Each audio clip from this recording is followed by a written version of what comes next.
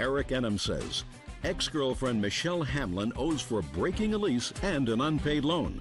Michelle is countersuing for vandalism to her car and punitive damages. How old are you, Mr. Enham? 18. And you? 21. You have 2 children? Yes, ma'am. How old are they? 1 and 3. I mean 4. And Mr. Enham is not the father of either of those children? No, ma'am. Okay. Mr. Enham. Yes, ma'am. According to the complaint that you filed in this case, you met the defendant and subsequently decided to lease a house with her. Both of you to the lease. She moved in, subsequently moved out with her 2 children. You want her responsible for her half of the rent for the duration of the lease. Correct. Ms. Hamlin says that you are a violent, vicious person, that you abused her and her children. There's a lie, Your Honor. Shh, just a minute. And she is counterclaiming. That's what the case is about. All right. When did you sign this lease? January 18, 2005. And when did she move out? May 28th, 2005. Tell me the circumstances surrounding her moving out. She moved out in April. Why did she move out? You don't know. Why did you move out? I moved out because he was abusive to me and my children. He would hit my daughter, spank her when she would cry, give her bruises. He would hit my son when he would do something wrong. He just really abused me, and that's why I moved out. So. I didn't ask you for any Yes, information, ma'am. sir. Are you still living in the house? Correct. Yes, ma'am. Do you plan on staying in the house? Yes, ma'am. You have a new roommate? No, ma'am. Plan on getting one? No, ma'am. Why not? I don't want to go through the same thing again. So you can afford the rent yourself? Yes, ma'am. Okay. Do you get any child support for your children? I do, Your Honor, but I do not receive it. You mean there's an order for child support? Yes, but I do not receive it. Why not? The dad's not working, and he's just not responsible. Do you get any other assistance for your children? Nope. Just me working, that's it. Did the children visit your family? Yes, they do. You know her family, I assume. Are you related to her? Yes, ma'am, I am. How are you related to her? I reside with Michelle's mother. We've been together for 7 years, and I can testify of an harassment at Michelle's place of employment on one occasion. What's your name? My name is Jeffrey Bell, Your Honor. Mr. Bell, do you remember the date of the alleged harassment? It was shortly after Eric damaged... Give me a month. May 2005. Sorry about that. And tell me what you observed in May of 2005. I witnessed Eric and 2 young ladies at Michelle's restaurant. After they had their meal, I watched Eric have his arm around this young lady. I considered it taunting Michelle at work. After they were close to the door, the 2 young ladies started arguing with the hostess and manager, stating that poor service, they want the manager's telephone number. I got up from my seat. I approached Eric right at the door. Now, Mr. Bell, don't talk to him. Yes, ma'am. And I did walk up to him and told Eric that I'm sure that you have some things to work out with Michelle, but please be cool. I shook his hand like a gentleman, and the next thing we know, the car's being vandalized, and if I knew that those children were abused... Just a second, Mr. Bell. Yes, ma'am. If you knew that the children were abused, what would you do? I would have wrung his neck. What about her? I would have taken care of her, too. What about her, Mr. Bell? She's the mother. I read... I love her, Your Honor. Just a second. Yes, you ma'am. may love her. Yes, I do. But I read her complaint, and I'm not so interested in this half rent that Mr. Enman wants her to pay. Yes, ma'am. Because right now he's living in the house, and if he wants to get a roommate, he can do it. He told me a moment ago he has no interest in doing that because he can afford the rent. Yes, Your Honor. So he's going to stay there. So I'm not so interested in his complaint. I'm interested in her answer and her counterclaim. So I think that if you're going to be mad at somebody, if you believe any of this was going on... Yes. And I'm not so sure. Okay. May I explain just one more No, point, don't please? explain anything yet, because I'm going to get to some dates. Yes, ma'am. Your girlfriend's daughter, that's who this is, your girlfriend's daughter... Yes, ma'am. ...says in March of 2005, he was fired from his job. No, I quit. You quit your job? Correct. Whatever, fired. When he came home, we started to argue about money. He walked away from me and got into his car. So far, okay? They were arguing. He got into his car to leave. Yes. Prior to that, a few weeks after they had moved in together, so in February, they had a fight, according to her. He punched me repeatedly in the head, slapped me in my legs as hard as he could. I attempted to get away and ran outside, but he dragged me back into the house and continued to beat me. This was all in front of the children. This is what she says. Yes, Your Honor. All in front of the children. I pleaded with him to stop, and he finally left. A few weeks later, in March, evidently they're still together. All the while, he's abusing her children and abusing her, beating her, none of which you saw any evidence of, by the way. Is that right? That's correct, Your Honor. Okay. Then in March, he was, according to her, fired from his job. He came home, they started to fight. He walked away to get into his car. So he walked away. Now, this is somebody that has beat her, dragged her into the house, punched her. So instead of saying, oh, he's leaving, I can get my stuff and my children and get out of here, right? Let's see what she does. You want to know what she says she does? Yes, ma'am, please. I followed him to finish talking. I knocked on his window to get his attention. You find that odd, Mr. Bell? At this point, yes, I do, Your Honor. Okay. He jumped out of the car and he hit me. I ran into the house and locked myself in our bedroom with my children. When I wouldn't let him in, he kicked down the door and threw me on the bed and continued hitting me. Just a second, now you getting mad at him? Yes. I don't believe her. Now, there's got to be something wrong with somebody who has family at home. You look like a very nice man. You live in the same town? Oh, yes, ma'am. So we have somebody who has a mother who's clearly close to her. You have somebody who stands in what we call in French, in loco parentis, like a father to her, because Yes, you say ma'am. you love her, lives close by, who she can go to. So according to her, he beats her. That I assume you see her regularly. Yes. Right? She's still with him. Yes. They have another fight, but he leaves. He doesn't hit her. He doesn't touch her. She runs out of the house after him because she's not finished talking. Doesn't sound right to me. Does it sound right to you, sir? Well, young people act a little differently, but to me, no, Your Honor. All right. And this is, we're still talking March. Yes, ma'am. She didn't leave in March. No, she did not. When did you leave? Like the middle of April. Your counterclaim says on April 29th, in a fit of rage, he came to my job and saw me talking to one of my coworkers. But according to you, he had your daughter in the car, right? Yes, ma'am.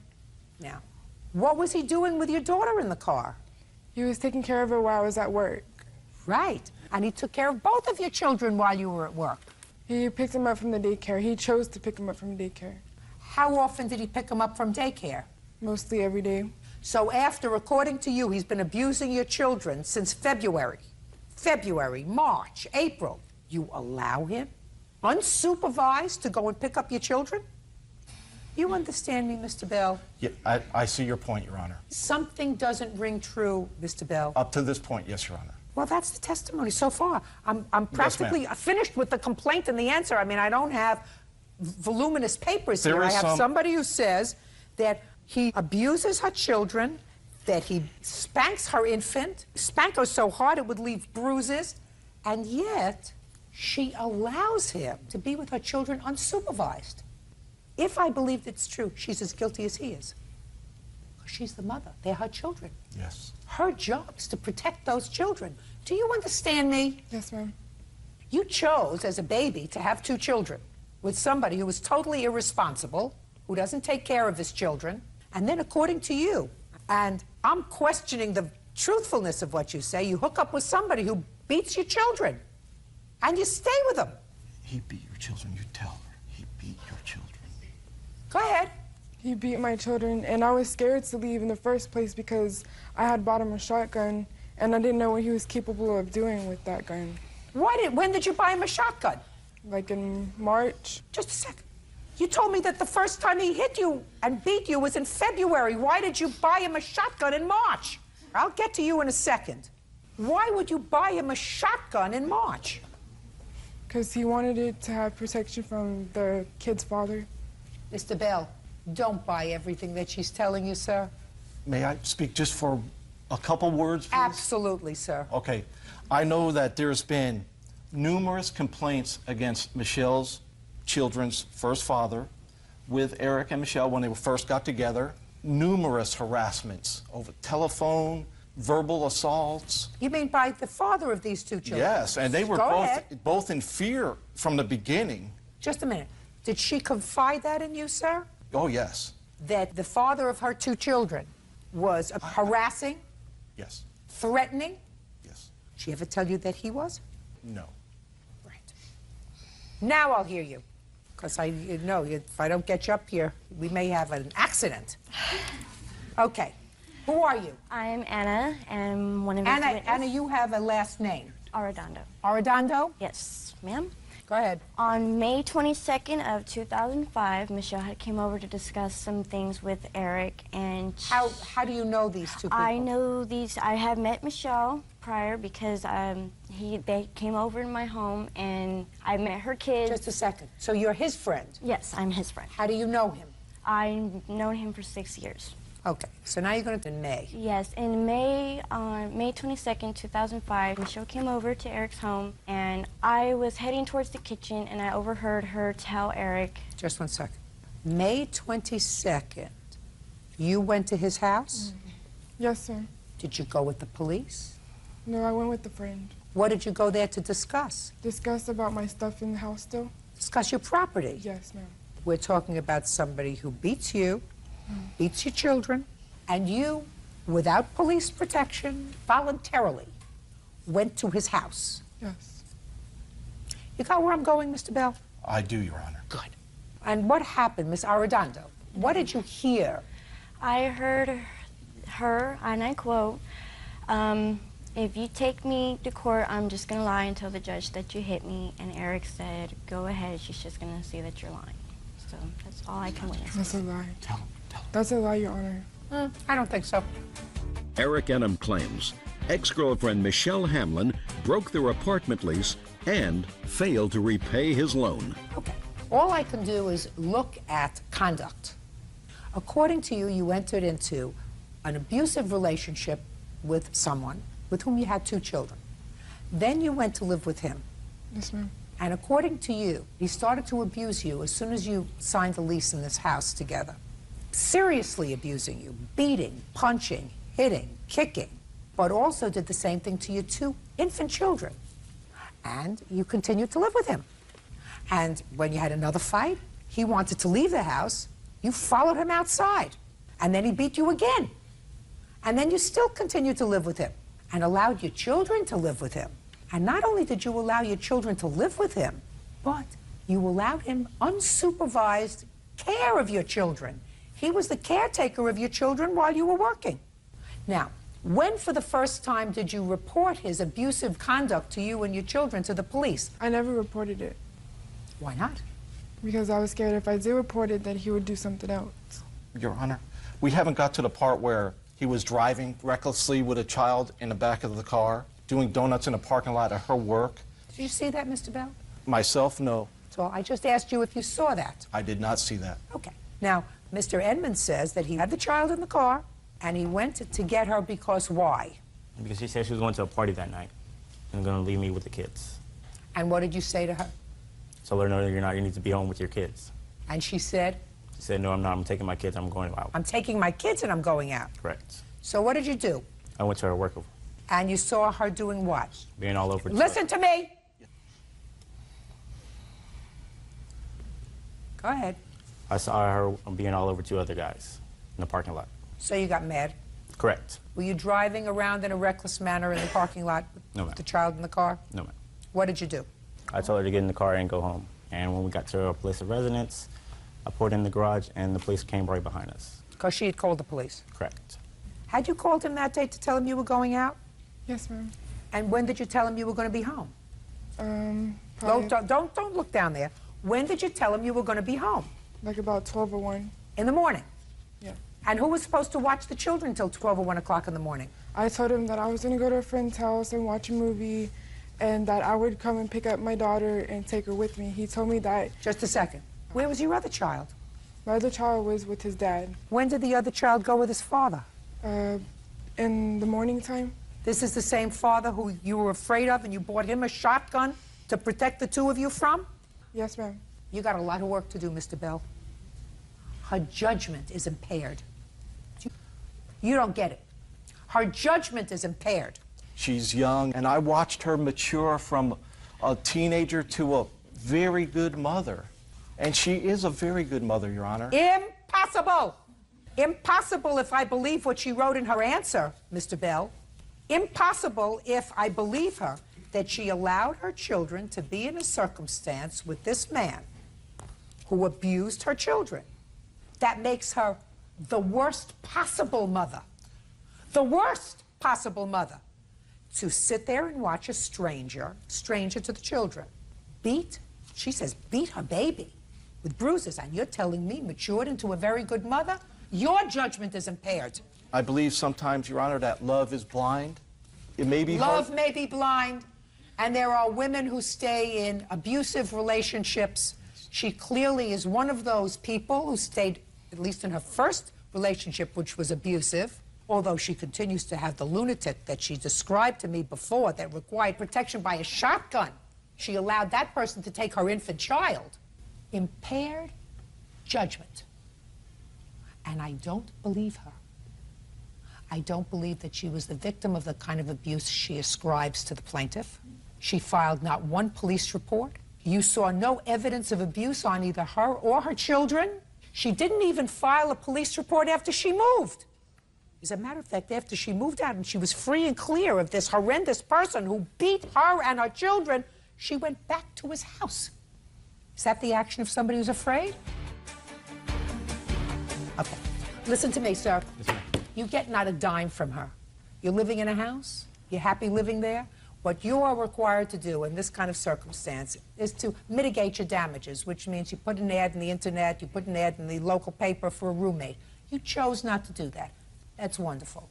You can afford it. Live there. I don't believe your allegations with regard to your counterclaim, madam. And I think that you have to. If you made 2 children, you better get smart.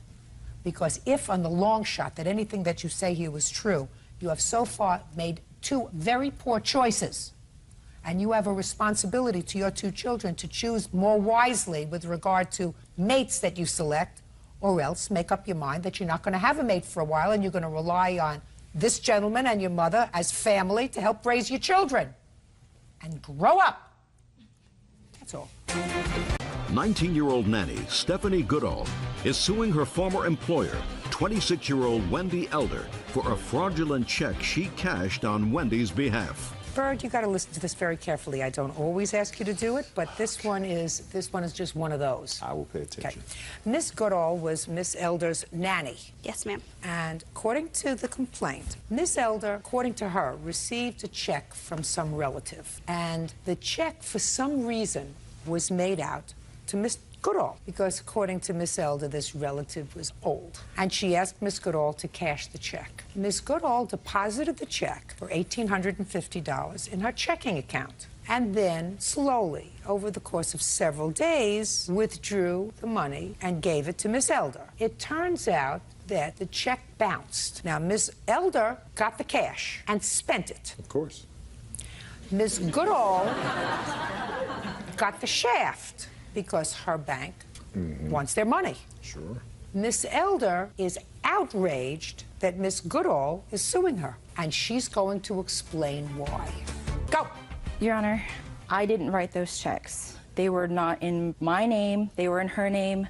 I spoke to my relative over the phone. I explained to him that we were having a nanny for my brother's wedding, and he offered to pay expenses in nanny expenses.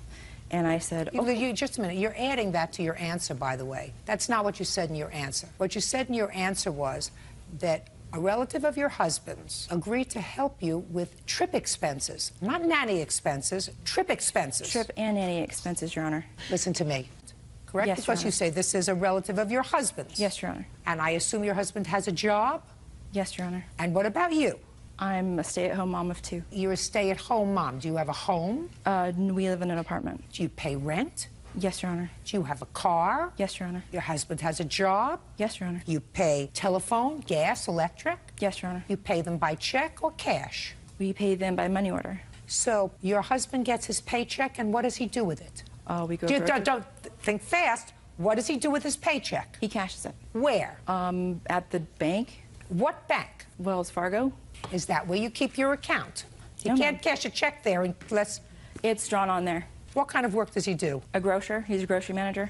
How long has he worked there? 11 years. Is there any reason why you don't have a checking account? Is not an answer. Most people have a reason. If they have a job for 11 years, they have a wife, they have 2 children, they have an apartment, they have gas, electric, telephone. Most people have checking accounts. So don't give me an answer that's not going to sit well with me, Miss Elder. Why don't you have a checking account? We're unable to get one. Why? Bankruptcy. They won't give you a last 2 years. checking account because you have a bankruptcy? In the last 2 years, yes, Your Honor. No, my dear. You may not be able to get a checking account because you've committed bank fraud before. That's a possibility. I've never done that before, Your Honor. Maybe your husband has. No, he's not, Your Honor. Well, if you have a bankruptcy, you can still get a checking account. All you have to do is put money in it. We have But a you savings account. Well, you have a savings account. Well, then you can open up a checking account in the same bank that you have a savings account in. So there's a reason why you don't have a checking account. You have to do the explanation to me how you got the money, she got the shaft, and how she has nerve to sue you. You have an answer? No, Your Honor. So why didn't you give her money back? Because it wasn't, I don't have that money. I didn't give it to her. She wasn't paid by your relative. There's a difference if your relative said, I'm going to pay your nanny, and he gives her a bad check. She cashed the check and gave the cash to you. Don't you catch the difference? I catch the difference, Your Honor, but it wasn't, she didn't give me the whole cash. How much money did she give you? How much money did you give her?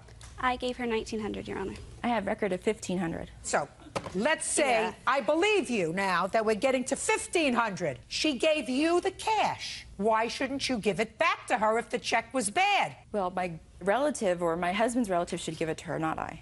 Can I say something? I have record that shows that this was from her account, not from her relative. Just a second. Maybe the records that you have are going to help me figure out whether she's a thief or dumb. Okay. Let me see. Right.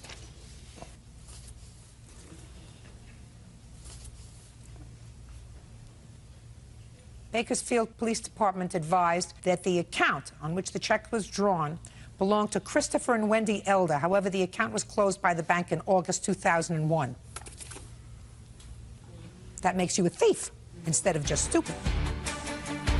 Now, that's from the police department. Well, they didn't talk to me at all. I don't care whether they don't have to talk to you. Explain it to me.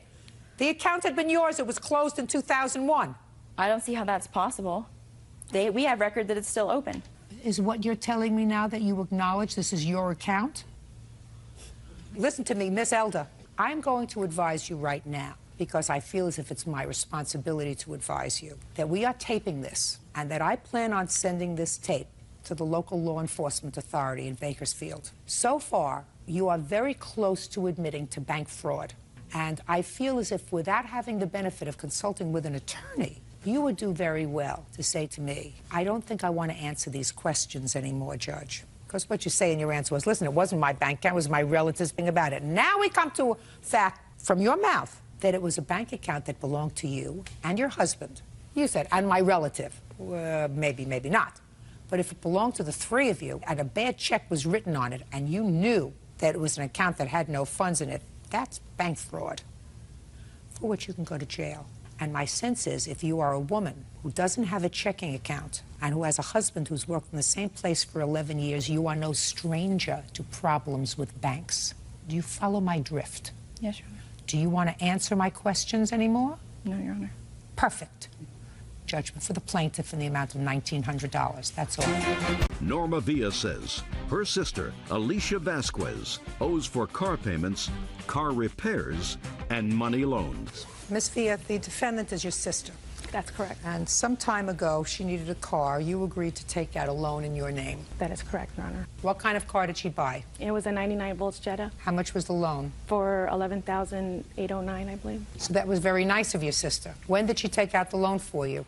In 2003 of June. And you made the payments on the loan? Yes, ma'am, I have. Until when? Until March of 2005. What happened in March of 2005? I lost my job, and I was fighting an appeal for unemployment, and so I couldn't make the payments after in April and May. That's what your lawsuit wants? Yes. April and May's car payment, as well as a substantial amount of money because you claim that your sister abandoned the car Yes, and ma'am. destroyed it. Yes, ma'am. Caused a lot of damage to the car, cost you $2,000 to put the car back into shape. You are now driving the car and paying it off. Yes, ma'am. All right. You acknowledge that you didn't make April and May's car payment? Yes, ma'am. So you acknowledge that you owe that to your sister, because somebody had to make it? No, ma'am. What happened was I didn't have money to pay April and May, and she said that she would either try to help me or that if she couldn't help me in any way, then to go ahead and take the tires, because I kept telling her, what about my rims? And she said, if I can't help you, if you can't make the payment, then fork it. You know, I don't have money, and she said, I don't have money or anything, so go ahead and take the rims off. Miss Vasquez, somebody paid April and May's car payment. It was not you. Well, Your Honor, what happened was she didn't pay the April and May payment. Actually, she told me that the bank had reported the car stolen. So I lived with my mom. Somebody has now made April and May's car payment if she's driving the car. Yes, ma'am. Do you understand? Yes, ma'am. Who had the car in April? I had the car in April. Who had the car in May? I did, ma'am. But Just I a also... second. Listen to me. If you had the car in April and drove it, and you had the car in May and drove it, why should anybody else make the car payment for you? That was not your agreement with your sister. Right, ma'am, but see, what happened was we were waiting for an appeal to go through for my unemployment so I could pay those payments. I don't give a rat's behind about your appeal for unemployment. I asked you a very simple question. The very simple question was, if you drove the car in April and you drove the car in May, who should pay for the car? Well, I should have paid for the car. That's the answer. You drove it. You pay for it. Well, now she's driving the car, so... She's not asking you for anything else. But I put a down payment on the vehicle, which was $800. In 2003? Yes, ma'am. But I already paid $6,000 on the vehicle. How much a month did you pay for the car? I paid $328 a month. And how much do you think it would cost you to rent a car? I have no idea, ma'am. What do you do for a living? I'm a homemaker now, ma'am. Who supports you? Unemployment. How many children do you support? I support 2. Do they live with you? One of them does. Where does the other one live? With his dad. And who else lives in your home? My husband. And what does he do for a living? He's unemployed. Why? Because it's been hard for him to find a job because he doesn't have documents. Well, so you always ask one question too many. Do you have documents? Yes, ma'am. I'm a U.S. citizen. Then you have to work. Yes, ma'am. Perfect. And take care of your baby. That's what he did. Good. But you both can't stay home? Right. Now, well, I and just then finished my stick appeal. your sister with your car payment, because if you're both not working, you don't even need a car. If you're sitting around doing nothing, then you don't need a car. But we had made an agreement, because I had told her, we had made an agreement, me and her had made an agreement to where, because she knew that I couldn't make the payments, and she had agreed that she would wait for me to go to court and then go ahead and just pay the car payment even if it was late. We had made the agreement, me and her. That's incorrect, Your Honor. Does not make any sense. What do you do for a living, Miss Villa? I'm a team manager for a well-known company. And you have children? I have 4. You support them? I do. Do they live with you? They do. Anybody else live in your house other than your 4 children? My husband. Does he work? Yes, he does. What kind of work does he do? He's a manager for a contracting company. Makes a good living? Yes, he does. You own a home? I own 2, ma'am. Have mortgages? Yes. Have cars? Yes. Have car payments? Yes. See what I mean? That, Miss Vasquez, is the American dream. Well, that's my American dream someday. Do you understand? You can't stay home in your house, right, hoping the American dream will find you. Right. And you can't encumber anybody else with your problems. I understand, ma'am, but I was fighting an appeal at the time, and that's You why... already told me that 3 times. You don't visit that on your sister. Now, how much was each car payment? They're $328 plus the late delinquency. And what was the late fee? I have a breakdown if you need that. Yeah. And then I have photos. I don't know if you need them, but they're the damages. I want to see the damage that you alleged to the car. And the house that you see there in that photo is my defendant's witness's mom's house. So what a coincidence for that one. You told us to leave the car there. No. Be truthful. You just got No. sworn in. Shh. Did you take the wheels off this car? They're my tires. She told me that it was okay to do that, The car was not given to her like that. She told me days before that there was insurance on the vehicle before she was mad and angry and did all this. And she told me I had told her, well, Norma, I haven't went to court yet for my unemployment to pay. No. I'm being honest. Listen, I want you to let her speak. Do you understand? Okay. And I don't want you to interrupt her again. Okay. Keep and going. She told me that I told her to ask the bank if she can tell the bank that the money was, lost in the mail. So you asked her, yes, to lie to the bank. I asked her. Yes, ma'am. That the check was in the mail. Yes. When it really wasn't in the mail. Right. So you lied. And you wanted her to lie. And she did. Just a second. And according to you, she lied for you. She said that she was going to tell the bank that that it was lost in the mail, and by that time I should have my money to go, so I could go ahead and pay the payments with the late fee. Okay, so you asked her to lie for you, and she did lie for you. Right. And then when it came time for you to send the money, you still didn't send it. No, what happened was days after that, she said that the bank had reported the car stolen. And she called my mom. She wouldn't talk to me no more. She called my mom, and she told my mom the car was reported stolen. I'd be taken out by gunpoint and to leave the car. So I lived with my mom. She could have went and picked up. She didn't have to do all this. She could have went and picked the car up at my mom's house. The car was never moved again until that she told my sister-in-law on the phone to leave it somewhere where the police could find it, which I don't understand. And she had told me way before all this happened to take the rims off if she couldn't make the payment. That's the honest truth, Your Honor. That now for the inside is not damaged. What happened is I've had that car for 2 years. I do have a daughter, and you know the inside of the vehicle, of course, is going to get dirty, but it's not demolished. Just because you have a daughter doesn't mean that a car has to look like this. Well, it's the interior, ma'am. It's the interior. When my daughter, like, sometimes she got car sick, she'd throw up, and we would clean it with, like, when you clean the car, it stains. Well, then let me ask you a question. Who's supposed to take care of that now that you no longer have the car? Well, I would... Just a second. Yes, ma'am. Who's supposed to take care of it? The bank? I am. Right! There you go. Now, my next question to you. This nothing is my responsibility. When you put new rims on the car, what did you do with the old ones? The old rims stayed at the dealer where I got the tires at. Well, that's your problem. Because if you put something new on the car that you wanted to take back, then it was your responsibility to put back the original ones. But my sister told me to do that. She told I me don't to take believe you.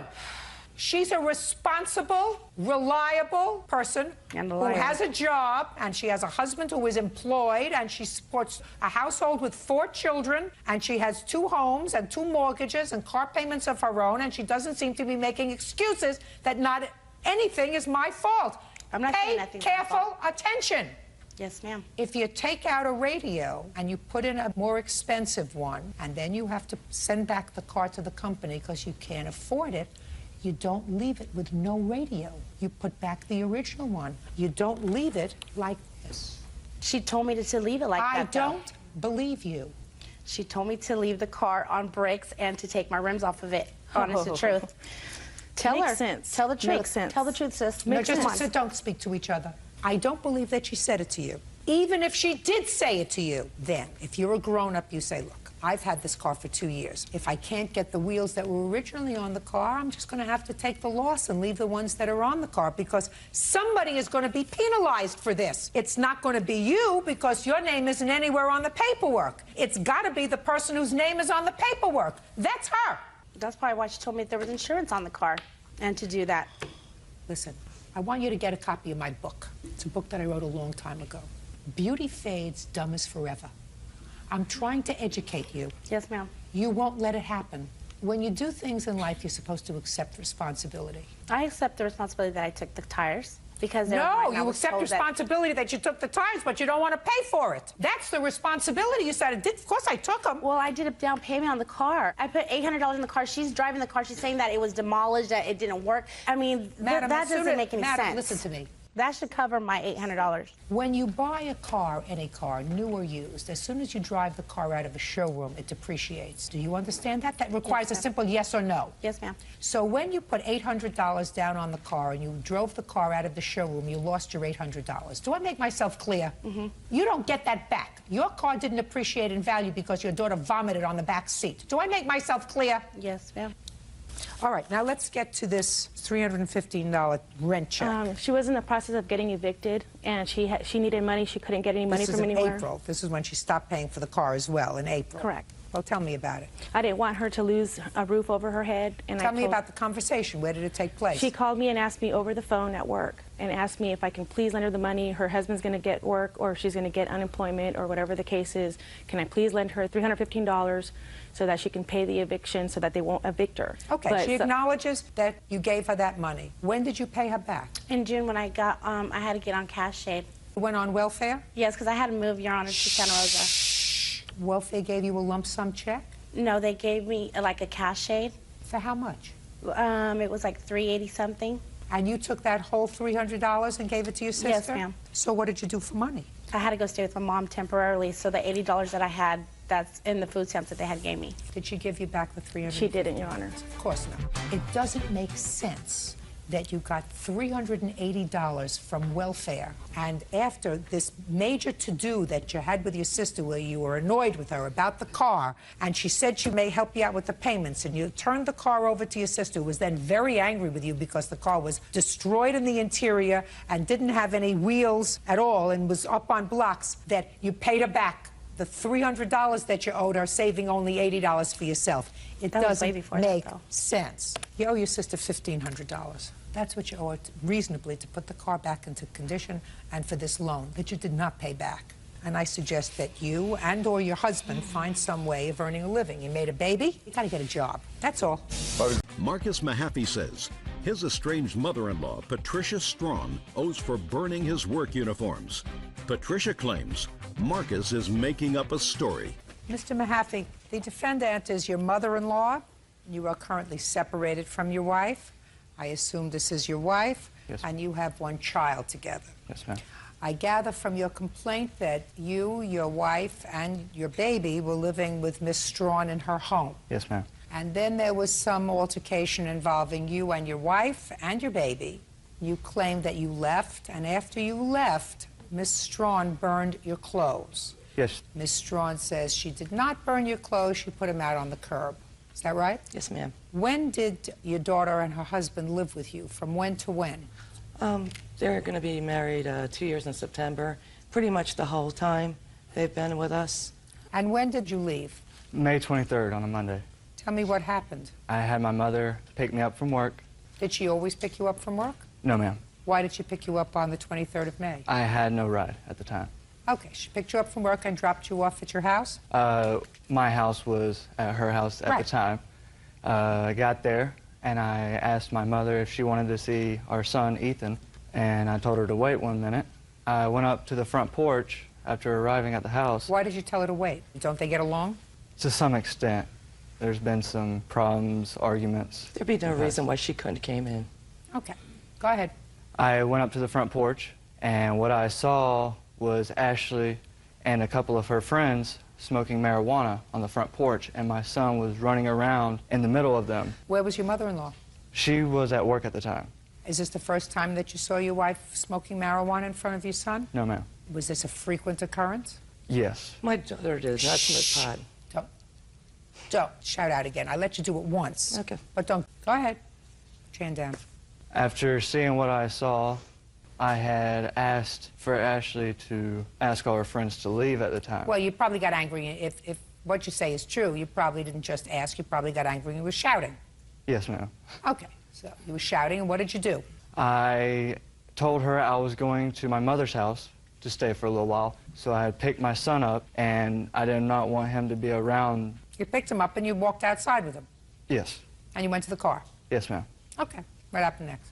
I asked my mother if we could come over there and stay for a day or two. She said that's fine. We had left and went to the house, and when we arrived at my mother's house, Ashley had called me and told me to give her back her son.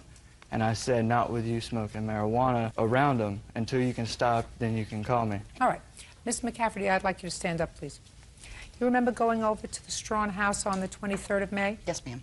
When you went over there, when your son came back, he came back with your grandson. Mm-hmm. Can you tell me what he said to you when he came back? He simply stated that they were up there smoking marijuana and he didn't want his son around it. And did he use the word marijuana? No, ma'am. Pot. Okay. And asked me if he could come over to the house and stay and bring the baby, which at that point I told him yes. Okay. Keep going, Mr. McCaffrey. After we arrived at the house, Ashley had called me, and she told me to bring back the baby. And I said, no, not with you smoking. And after that, she had hung up on me. And I had called Patty at work, and I had told her what she was doing, because before I had called her, Ashley had already called her at work and said that I had kidnapped our son. Well, that's not possible. And after that, I talked to her for about 20 minutes or so, and she said, why are you doing this? Ashley does not smoke. She hung up. Ms. Strawn, are you thoroughly convinced that your daughter doesn't smoke marijuana? Well, actually... Just answer my question. Thoroughly convinced? Yes. All right. There's a very simple way to find that out, Ms. Strawn. She's been tested. They turned her into defects. Has she done a hair follicle test or just a urine test? The urine test. She passed 5. Just a second. Has she done a hair follicle test? Nobody suggested it. Very easy. We can take care of that. Well, you'll have to do it to him, No, too, no, no. because he's bad as she is. No, just a second. I'm not interested in him right now.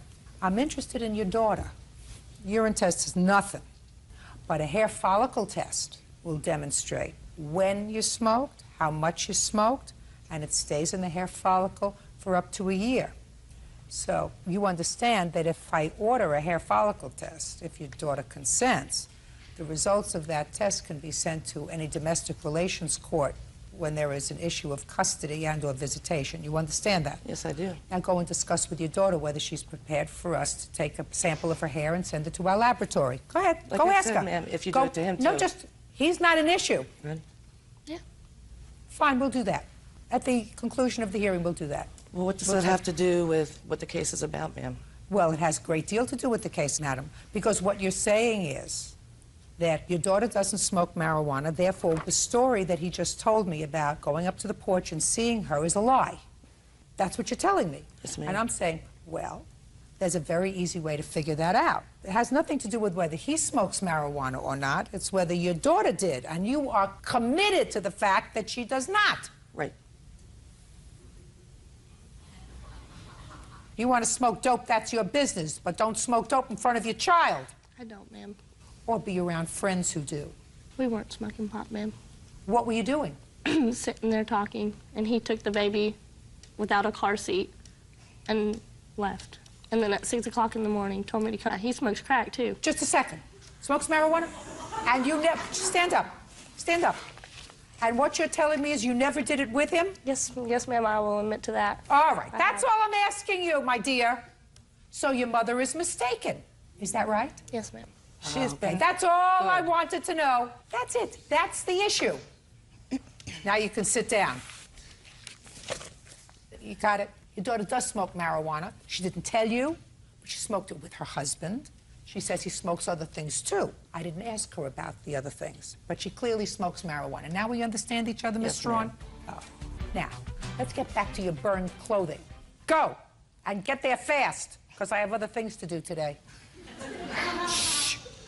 We arrived at the house after her calling me, and I talked to Patty. So you brought the baby back. Keep Yes, going. ma'am. And that night, when I was talking to Ashley, I heard Patty in the background asking for marshmallows. I asked why they want marshmallows. Did they have a fire going? Ashley said, yes, they're burning your clothes. They want to roast marshmallows over your clothes. And I did not believe her. So the next day, on the 24th, I went over there to see for myself. Patty was not there. Ashley refused to show me any clothes. I just happened to walk down the driveway, and I smelled something burnt, a distinctive Is that smell. burnt clothes? Yes, ma'am. Okay. You want to show me one piece of the burnt clothing? I don't have to see the whole thing. Your Honor, who's to say that he didn't burn his own clothes? Me. After everything he's done to Me. Me. I'm to say. Okay. I'm to say. Because I read your answer. Got it. Okay, you can put it away.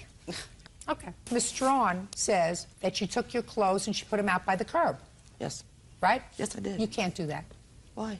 Because he's a resident of your home, and you have an obligation to hold on to his property until he comes to get it, unless he... Put your hand down. Unless he abandons it. You have no right to take his clothes and put them on the curb, because if you took them and put them on the curb and burned them, you would be responsible. You have no right to do that. But he's never as much as paid a cent living I in my don't house. care. You allowed him to live in I your put it home there. for I 2 didn't years. want him I'm near me. speaking to you. He lived in your home for 2 years. Don't get in the middle.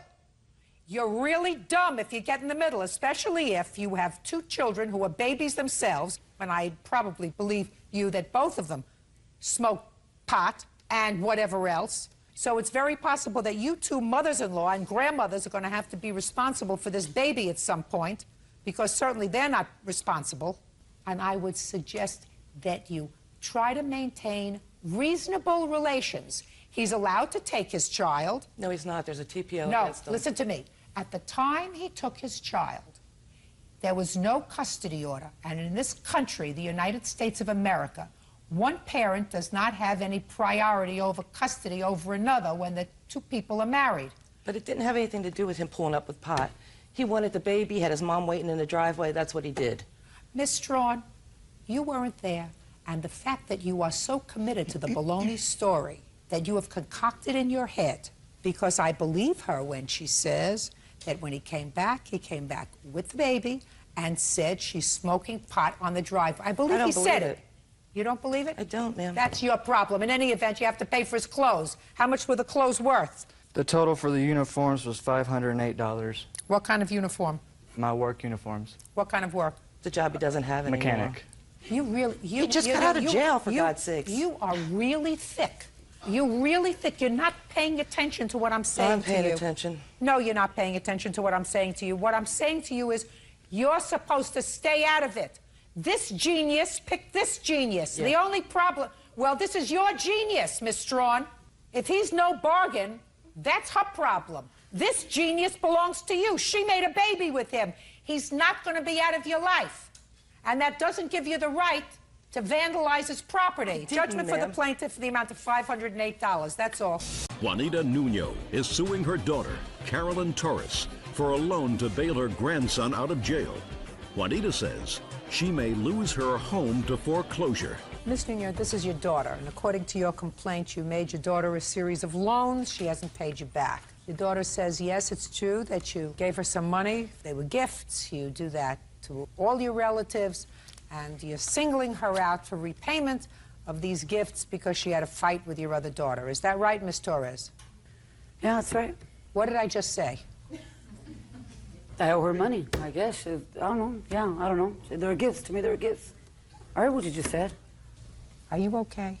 Yeah, I'm okay. Did you have anything to drink today? No, I don't drink. You use any drugs today? No, I don't. Well, then explain to me what your problem is, Miss Torres. I don't have a problem. Who is that? My kid's father. Do you live with him? When I want to, I don't know, when I want him there, I guess.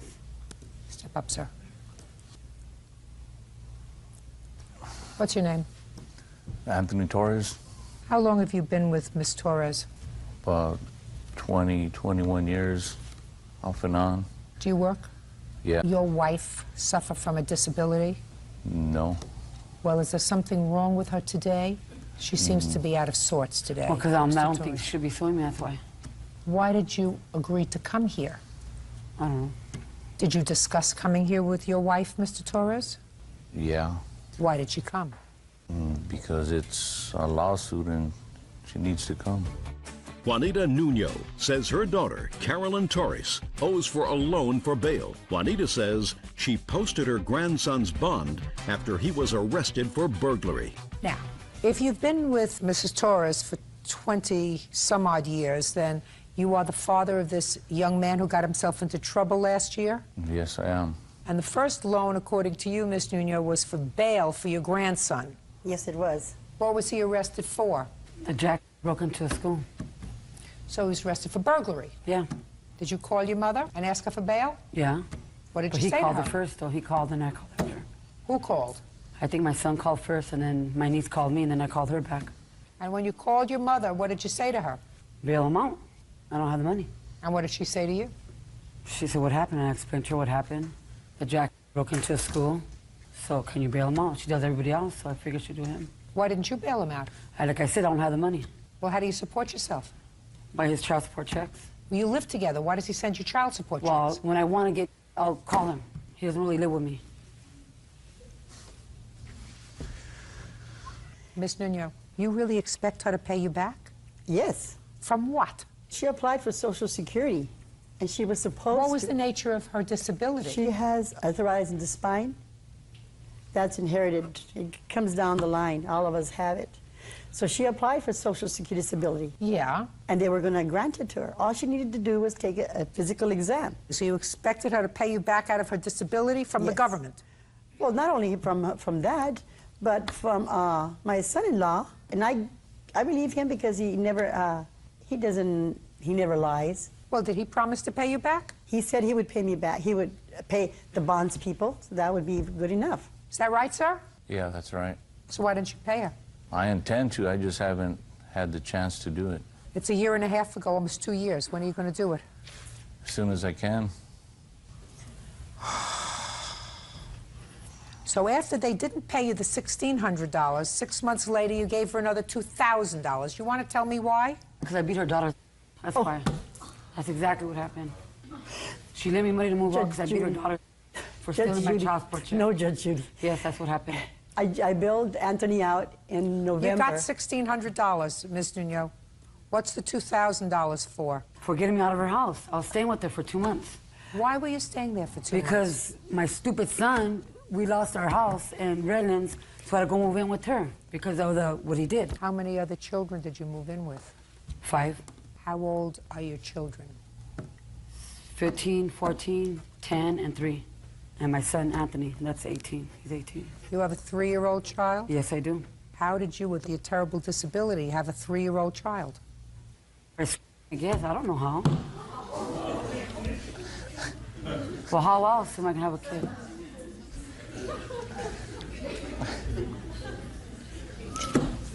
Judge Judy, you wouldn't believe it. You will not believe this.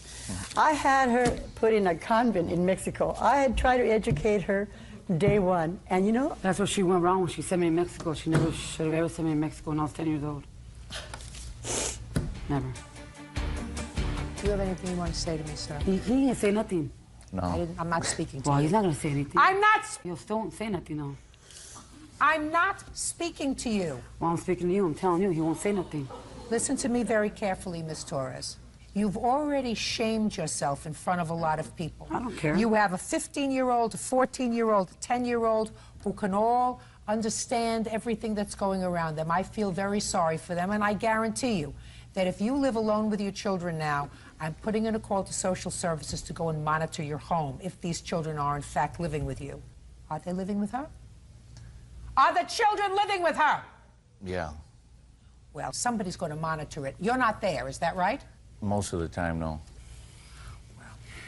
Listen, Ms. Nuno, there is no question in my mind that having spent 10 minutes with your daughter, you had no reasonable expectation that that $2,000 was going to get repaid to you. Maybe the bail money, because you say that you had confidence in your son-in-law, and he says that he agreed to pay you back and he just hasn't gotten around to it yet. Mr. Torres, you have to find something to do with your time other than make children, sir. You have enough children. You have 5 children. And based upon what I've heard, you're not doing too well. And neither are your children. So you have to find some other way of occupying your spare time, like getting a second job, so you can support everybody, so they can all live together and not scam the government anymore. Do you understand me, Mr. Torres? This is all one huge scam you've been living with her. Judgment for the plaintiff in the amount of $1,600. That's all. Step out. 18-year-old John Banks Jr. says 16-year-old Diana Helzer stood him up for his prom. Diana and her mother, Lori, are countersuing for the cost of summer school classes and defamation of character. You are suing Mrs. Hessler because her 16-year-old daughter, according to you, stood you up for the prom. Yes. For your senior prom. And you had a lot of expenses, and you believe that her mother is responsible for her standing you up. No, not necessarily, Your Honor. I don't Well, feel she's that... responsible because you can't sue her daughter, so you have to sue her mother. Ms. Hessler says that her daughter did not stand you up, that you didn't should, but she has a substantial counterclaim, and her counterclaim is that since you believed you were stood up for the prom, you have embarked upon a course of conduct that amounts to harassment and defamation of her daughter's character, which forced her to leave school because she flunked all of her finals, and it became a catastrophe, and she has a counterclaim. When did you invite Dana to the prom? About May 20th. Did you do it in person? No, ma'am. I was introduced to her through a friend of mine. It was her best friend, and I was on the internet, and she instant messaged me. She sent me a message, and... Who did? Diana. Diana sent you a message? Right. Saying what? Just starting a conversation, just, hi, my name is Diana, something to that effect. So you didn't ask her to the prom? I did. Eventually, I did. In person or over the internet? Over the internet and in person. Is that right? I don't remember him asking me in person to prom, no. How do you believe he asked you to the prom? Over the internet, we were discussing the fact that he needed to date, and he said, you know, do you want to go with me, basically? And I said, and what did you say? I said, okay. You said, okay, so now you had a date. And you knew when you go to the same school? Yes. So you knew when the prom was? Yes. Okay. So you had to buy, you rented a tux. No, I bought a tux. Bought a tux. Figure stop growing? Yes, Your Honor. Buy tickets? Yes, Your Honor. Rented a car? No. I was gonna drive. Okay. Tux, tickets. What else? I also had dinner reservations. There was no fee for making the reservations, but there was for canceling reservations. And what were all your expenses? My expenses totaled to be, I believe, about $500 and some odd dollars. Now, did you end up going to the prom, Mr. Banks? No, ma'am. Did not? No. Tell me what happened. What was the date of the prom? Saturday, June 4th. And just prior to June 4th, when had you last spoken with Diana? June 3rd. Where did you speak to her? I spoke with her at school. What did you say to her, and what did she say to you? I informed her that I'd be getting everything ready. And Did she tell you what color her dress was? Yes, it was pink. Did she tell you what kind of flowers she liked? No, ma'am. Did you get the flowers? Yes, ma'am. What kind of flowers did you get? I got a bouquet of roses, and I got a corsage and a hand thing. I don't know. The whole 9 yards. The whole 9. Did you tell her what time you'd pick her up? Yes, Your Honor. I told her I'd be there to pick her up at 4. So what happened, Mr. Banks? Saturday, I had been running around picking things up, doing everything, getting everything ready. I hadn't spoken with her, but I had been speaking with her best friend, the one that set us up, and my best friend, because we were going to double date to prom. I had been with her friend's date all day, and I was on my way to pick her up, and I got a phone call from her friend saying that she had an allergy attack and she couldn't go to prom. What time was that? I'd have to say about 3:50. Go ahead. I was getting ready for prom at about 9 o'clock in the morning on Saturday. Got dressed, went and got my nails done, and I made my hair appointment.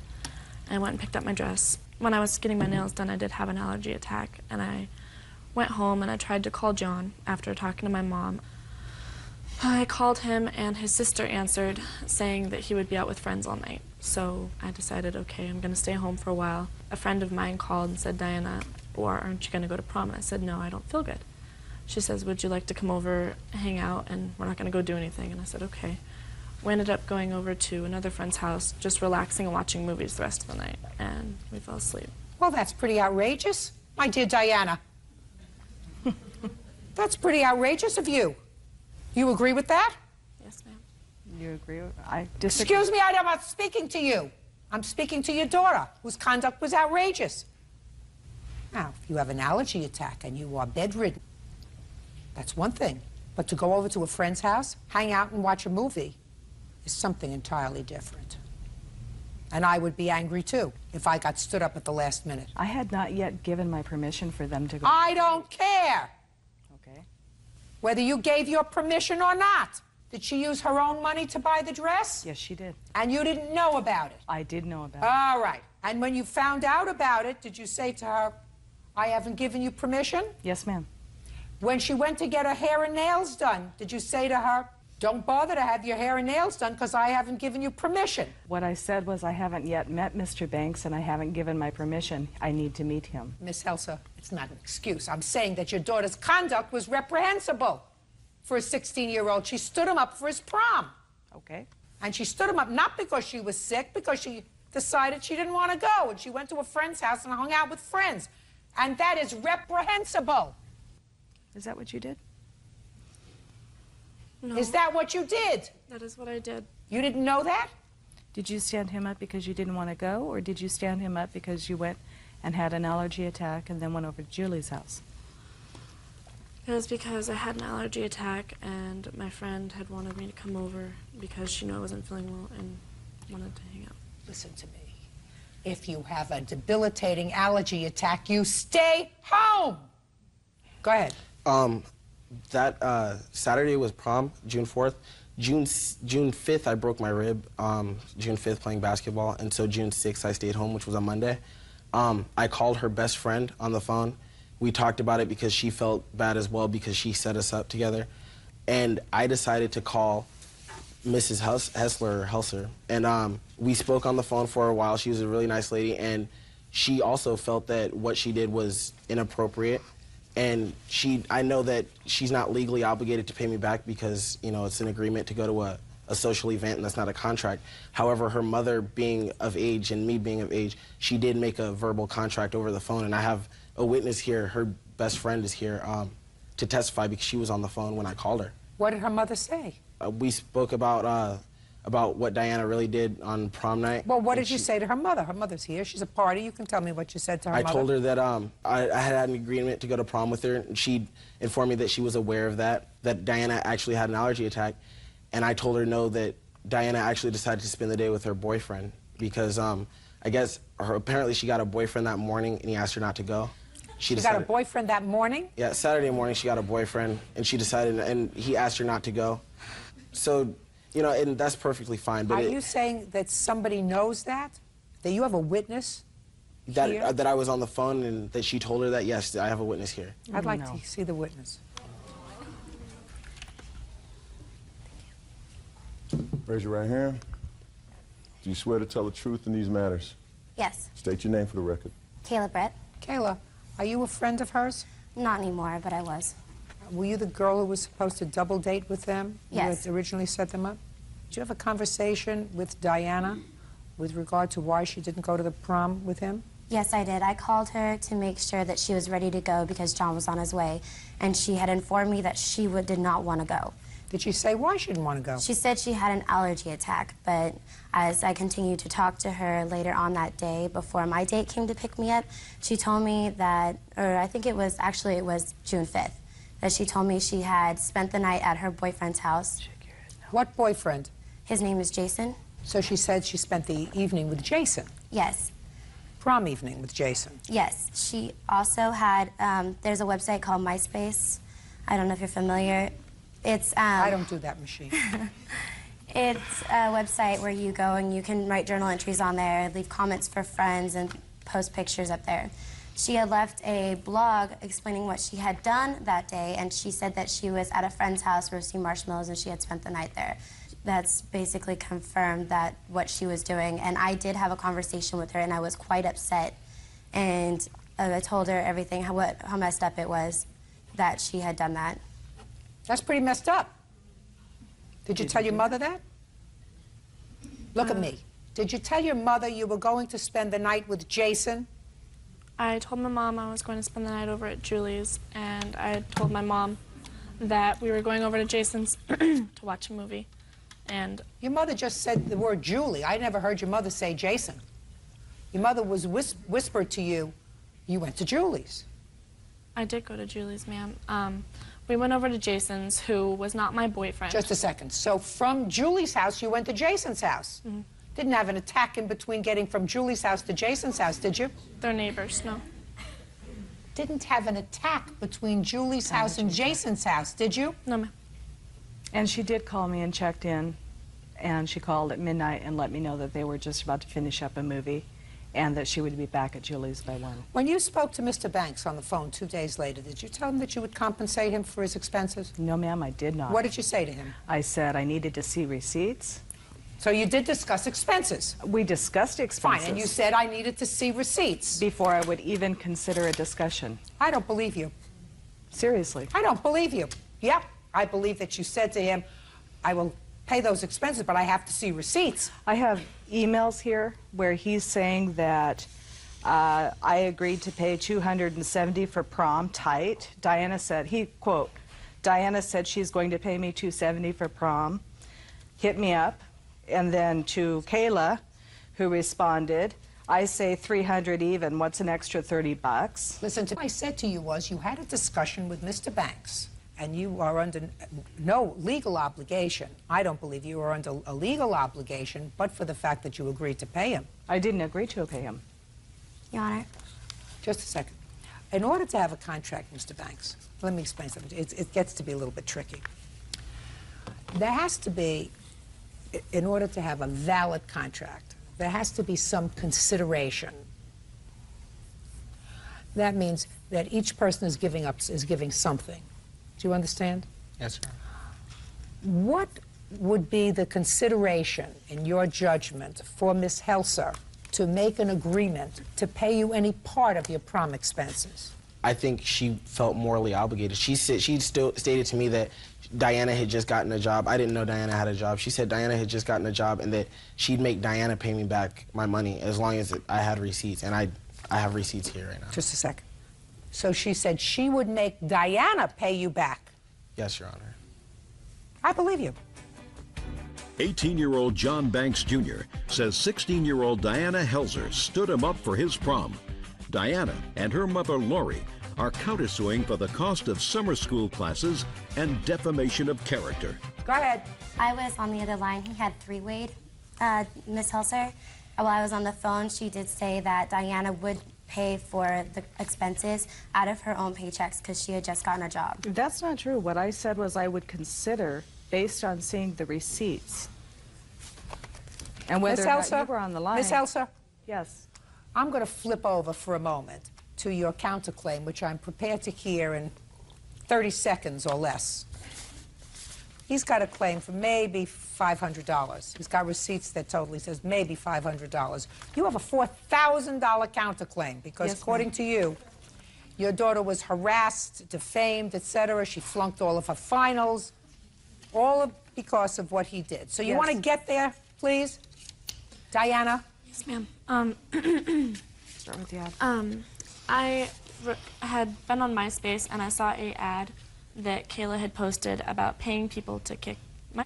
Read it directly. Just as ad, you don't have to read it to me. Okay. What does that have to do with him if Kayla wrote something? John had confronted some girls at school about... Don't tell me any hearsay. I don't want to hear any it. hearsay. See it. He had been talking to Kayla on the conversation that I have in front of me about two girls that are going to beat my... and that basically I would look better if my was kicked. What else? Okay. In this email, he's saying that she'll look even worse after getting her beat. The girl that's going to beat her is Jason's ex-girlfriend, because her and Diana used to be friends, and she thinks that's f***ed up, that she's with her ex. Oh, well, whatever the reason is, she wants to beat her. It'll work. Hit me back. What does that have to do with him? This is his word saying that I don't care. What does that have to do with him? According to that email, Jason, the new boyfriend, had an ex-girlfriend, and the ex-girlfriend of Jason is going to beat her up. He's got two girls at school ready to beat my daughters. No, listen to me. What you just read to me was that the girl is Jason's ex-girlfriend who is angry with her. He may not discourage it. He may even like it. But that's what you just read to me. I disagree. Well, I don't care what you agree with, Miss Helser. I would listen to you if you took responsibility for your daughter's bad behavior and said to me, listen, this was a teenage thing. I feel responsible for my daughter's bad behavior. Blew him off, and he was a very nice young man. And he I didn't know I'm that. speaking. I'm speaking. Well, he was a very nice young man. He called you 2 days later. He called you most respectfully. Otherwise, you would have hung up on him. He called you most respectfully and said to you, this is what your daughter did, and it was not the right thing to do. So he was most respectful. And if you came into court, or didn't even have to come to court, if you said to him, look, I think what my daughter did was reprehensible, and I'm going to do the best I can to cover your expenses, and I'll make my daughter pay me back for whatever your costs were, because what she did was immature. She's only 16. But also unkind. And I don't raise my child to be unkind, an unkind human being, then I would have respect for you instead of making excuses. I'm not making excuses. You did make excuses, because I didn't hear you say to me at any time, he's a nice young man, he tried to do the right thing. My daughter did the wrong thing. My daughter was not hospitalized. She did not seek doctor's counsel that day or the next day. She went out with her girlfriend, Julie, and her new boyfriend, Jason, and they hung out together until after midnight, and it was not the right thing to do when he was supposed to pick her up at 4 o'clock, and between 4 o'clock and midnight, she was not, I'm speaking, and between 4 o'clock and midnight, she was not in an emergency room. We did not have any idea when he would arrive to pick her up. Madam, you are operating somewhere in La La Land. Your daughter knew he was going to pick her up at 4 o'clock. Did you know that? No, ma'am. Yes, you did, because you spoke to her and you were supposed to double date. So don't give me baloney. Let me see the receipts, please. Did you flunk your classes? Yes, ma'am. Did you leave school? Yes, ma'am. That's what happens when you do the wrong thing.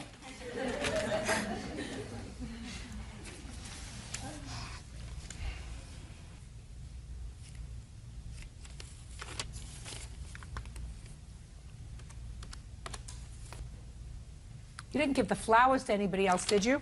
No, Your Honor. You're even, my dear, going to pay for your own flowers because I think that your mother made an agreement with him to do that. Judgment for the plaintiff in the amount of $415. That's all. Thank you. 17 Love says fellow schoolmate, 17-year-old Alex Kinsel, damaged her car when he jumped through the sunroof. Tiffany says Alex was attempting to assault her boyfriend. Are you Miss Janikowski? Yes, ma'am. And this is your son? Yes. Whose name is? Alex Kinsel. Alex? Yeah. Yes, ma'am. Good. Did you give him a good poke? Yes, I did. Perfect. I saw that. It was subtle, but he got it. I'm impressed. Alex, Yes, ma'am. I do want you to understand that this is going to be an unpleasant morning for you. Okay. Your mother is aware of that, but I'm sure that lately you've had a couple of unpleasant moments with your mother, right? Yes, ma'am. You weren't there? No, ma'am. And you weren't there? No, ma'am.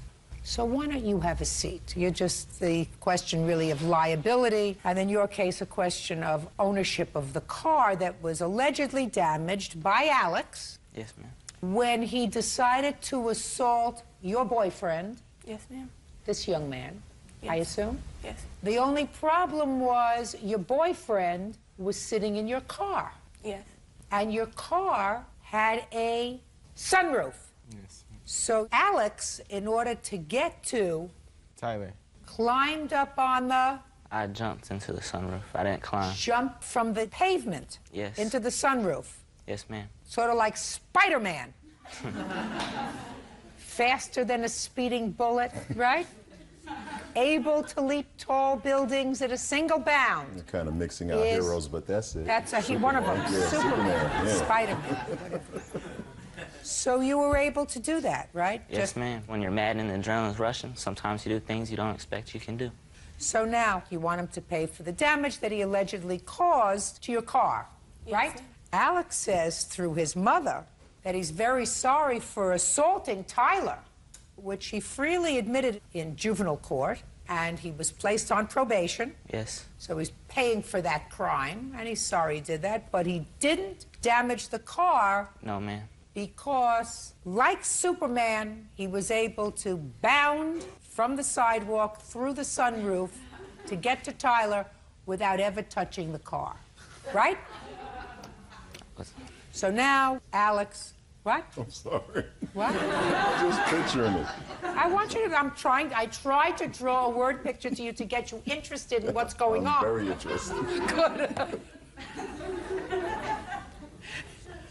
So, why don't you tell me why you decided to assault Tyler? Almost a year ago, my friend Kevin was killed, Kevin Farrell. And it was due to the fact that Tyler had robbed someone and placed the blame on Kevin. A year before this happened, Yes, ma'am. who killed your friend? Lee.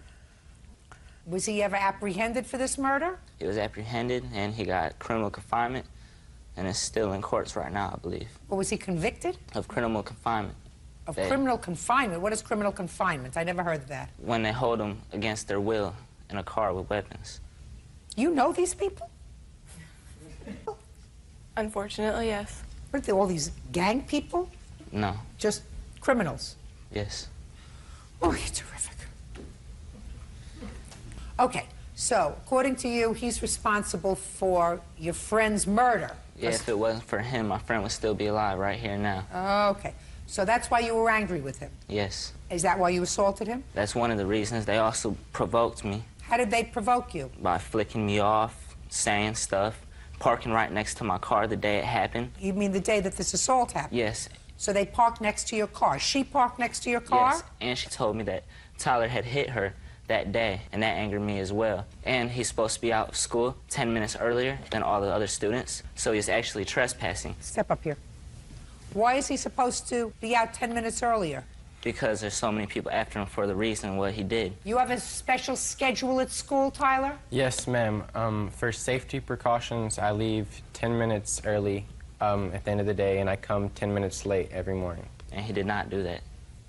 So if he So would for follow all of the rules, those reasons, you decided that you were going to assault him? yes. Ma'am, a couple of weeks earlier, he had spit in my face at school also before all this had happened and Did you got in do that? trouble. Yes, ma'am. Why? It's his fault my friend's dead. No. Okay, so if you assaulted him a week or two before, why are you complaining about being flipped off? It just angers me. Are you seeing a psychiatrist? No. Do you think you should? No, ma'am. You should. He should be seeing a psychiatrist regularly. You understand that? You don't believe that? Step up with him, please. He should be in therapy. Intensive I don't believe therapy. so, because once a person's been harassed off and on, a human being can only take so much. Listen to and me. He was at his breaking Listen to me. point. Did you know that he spit in his face 2 weeks before? No, I did not. You see, somebody who's being harassed is usually frightened. So they stay away from the people who are harassing them or threatening them. Do you understand that? Yes, I do, Okay. but when they go to the same high school... He is the aggressor. When he assaults him, he becomes the aggressor. I understand. And that has nothing to do with harassment. He told me that he spit at him 2 weeks before because he believes he's responsible for his friend's murder. Do you understand? Yes, I do, but Tyler had also off and on since the incident has been harassing Alex. Listen to me. I'm giving you a friendly word of advice from someone who has been in the juvenile justice system now for almost 30 years. I know that. If you don't get him involved in therapy, you're going to be visiting him every other Sunday, and you're going to have to go through a metal detector to do it. I want you to trust me on this. And if you don't, when you look back at your portfolio of photographs of this time in his life, 20 years from now, you're going to say, you know, wouldn't have hurt if I had him talk to somebody and get out all this anger. Yes, ma'am. Because his anger has to do with some event that happened a year ago that he hasn't been able to get over. Can I see pictures of the car, please?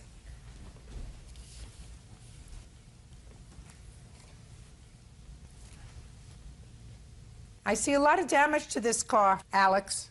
Yes. Damage to this car that would suggest to me that you were not able to leap over and get onto the sunroof as you indicated you did. Your Honor, I did not damage the car. I have a witness that was right there and saw the whole thing. I'm prepared to hear the witness. You may have a seat. Step up.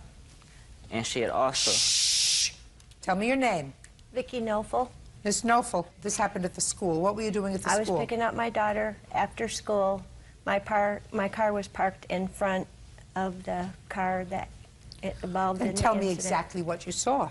He didn't actually climb on the car. He held onto where the door is and was in the sunroof.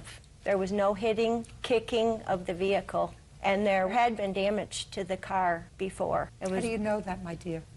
Well, my daughter goes to that school also. Yes. And Tiffany had stated to her that she had hit a deer, and it had damaged the side of her car. These are footprints. Deer don't have feet.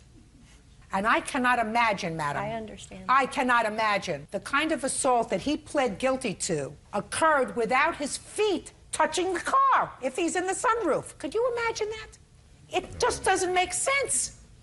It defies credulity that he can assault somebody with his fists while poised on top of a car, unless this is a toy car. Is it a toy car? No, no. Without his feet hitting the car.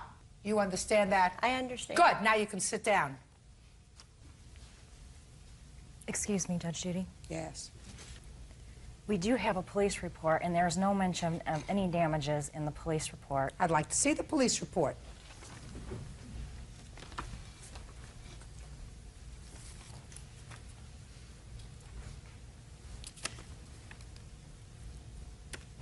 This only has to do with the damage to this young man. Well, I assume that it should have been in there. No, it does refer to another number that you didn't get. Can I see an estimate, please, on the car?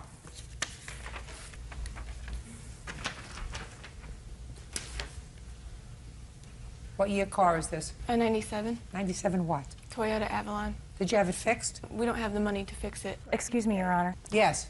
In court on March 26, 2005, with the juvenile hearing for the attack, Mrs. Borloff was asked if she had any estimates for the damages, and she had said no, she did not, that she just had the car fixed, and she wanted to be reimbursed. Really? Yes, ma'am. Okay, now you can step up.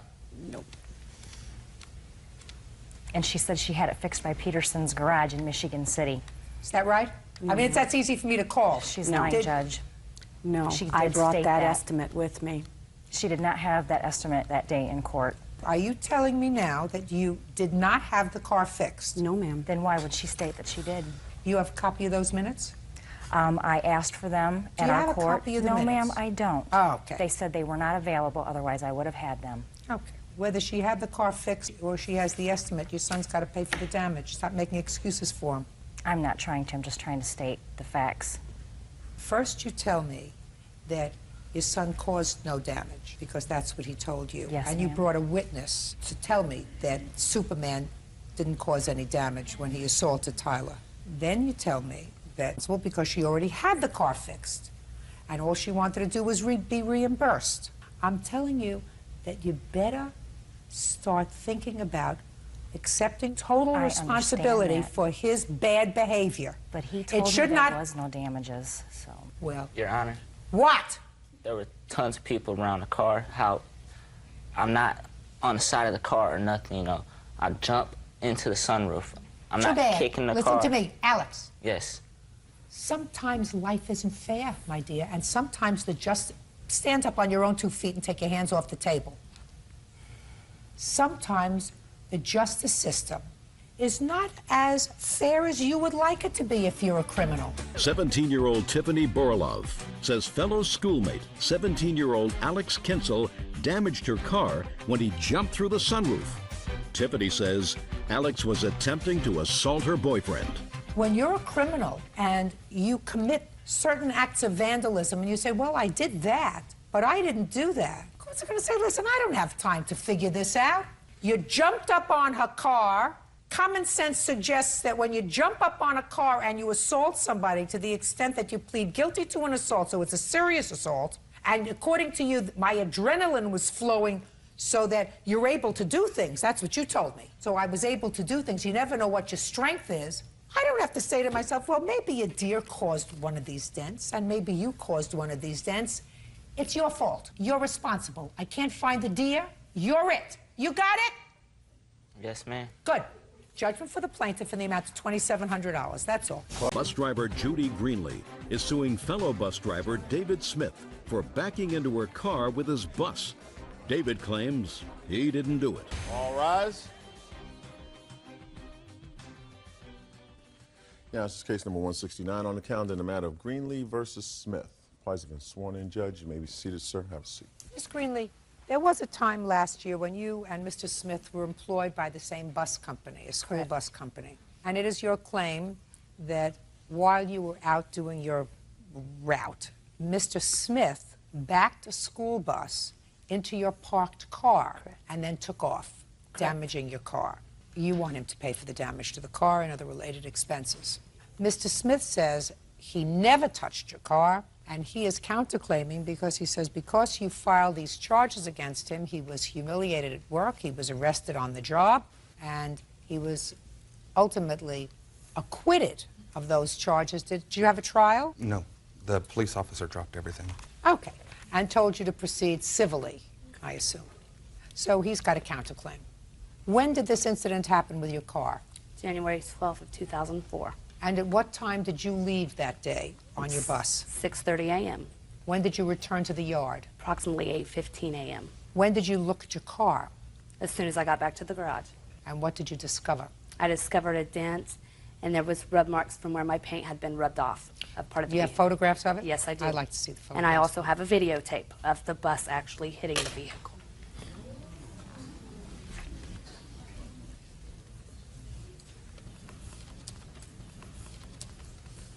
There's the videotape. So your car is red? No, my car is orange. Orange? Yes. Okay. Orange. Orange. I assume before you looked at the video, you conducted your own investigation. According to what I read here, a little bit of an investigation on your own. You went around looking at all the buses. Yes. And didn't find any of them with any damage. No. So what did you do next? We went on our afternoon routes. David's the only bus that did not come back to the garage that morning. So when we both drove at the same elementary school. He was off of his bus, and I went and I seen the orange paint and the rub mark on the back of the bus. My husband was actually up at the transportation director's office, speaking with him, told him the damages I found. Okay. Don't tell me what your husband said. That's hearsay. But you saw orange paint on Mr. Smith's bus. Yes. Did you speak to him? No. All right, Mr. Smith. Now, tell me your version of what happened that morning. I got in my bus around 6:40. I backed my bus up. I had another bus that was to the left of me that I couldn't clear, so I had to get off my bus because my two-way radio did not work on my bus. Got off my bus, went and asked the backup so I could go around. I did my route. So it's your claim that at no time did you hit Miss Greenlee's car? No, ma'am. Now, you were subsequently arrested? The police come to my work to arrest me for hit and run, but my boss asked them before they arrested me to go and watch the videotape at the transportation office. So my two bosses, the transportation director, the police officer, and myself, all went down. We watched the videotape. The police officer watched the tape twice. He come out, told me he was not going to arrest me. Just a second, did you watch the tape with him? Yes, ma'am. Well, what do you mean he came out and told you? What is that? He watched it twice. The first time we watched it together. Yes. The second time he watched it with the transportation director. Then he come out and said he was not going to arrest me, he was not going to write me a citation, that he would let the insurance companies deal with it. Okay, can I see the videotape, please?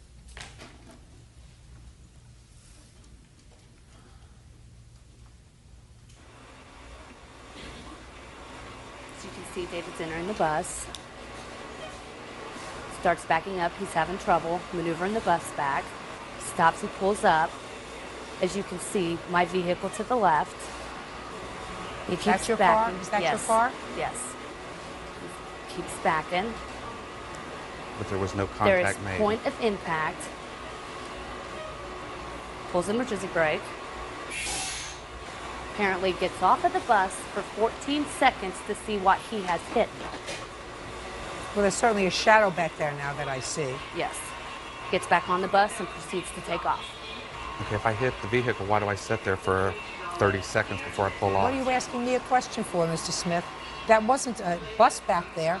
That was a car. Yes. What you told me a moment ago, Mr. Smith, was that there was a bus behind you. There was a bus that prohibited you from making a turn. You got off and you spoke to the bus driver and asked her to move. I saw no other bus back there, The bus sir. was to my left. I saw a car that you came dangerously close to if you didn't hit it. Yes, ma'am. What I'm saying is I couldn't make my clearance. That's when I got off my bus to go ask the lady if she could back up so I could go and make my clearance to the left. Not a big deal, Mr. Smith. You just should have accepted responsibility and said, it was a total accident. I didn't mean to hit your car. I will certainly pay for the damage. And be finished with it instead I of didn't making... hit her. You did! You hit her car. No, I did not. Yeah, you did.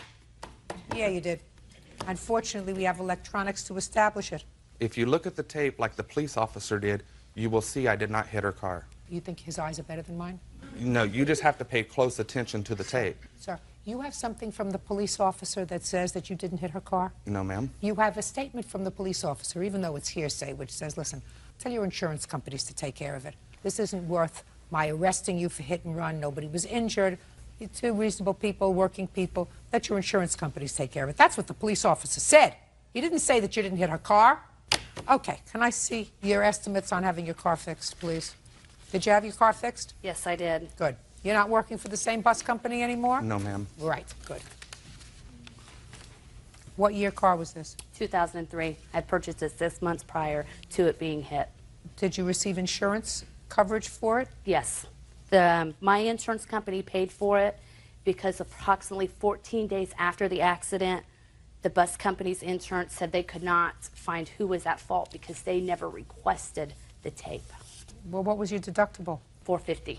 And then I also had to get a rental car, and that total was $138.57.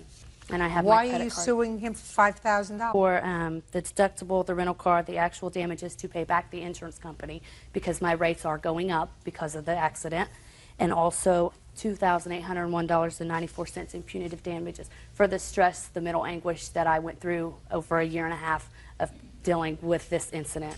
Unfortunately, you don't get paid for that. So your deductible was $450? Yes. And you rented a car for $138. Yes.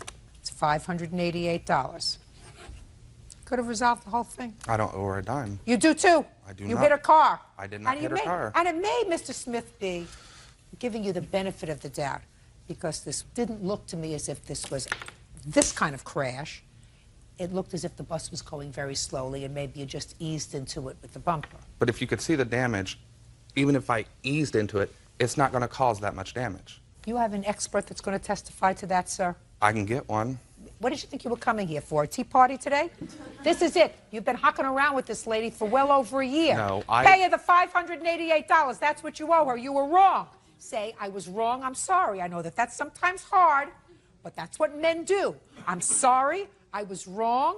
I should have resolved it then. That's all. Parties are excused. You may. 18-year-old Christine Lucy is suing the father of her daughter, 19-year-old Fred Todd, for damage to her car. Christine says a drunken Fred kicked her door. Miss Lucy, this young man used to be your boyfriend? Yes. And you have a child together with him? Mm-hmm. And you claim that he has a bad temper, and because of his bad temper, he kicked or slammed your car door on 2 separate occasions, causing some damage. Yes. Mr. Todd says that your car is old, that you both lost your temper and slammed the car door. Yours on your side, his on his side, and he's not responsible for any damage. How old is this baby that you have together? She is a year old.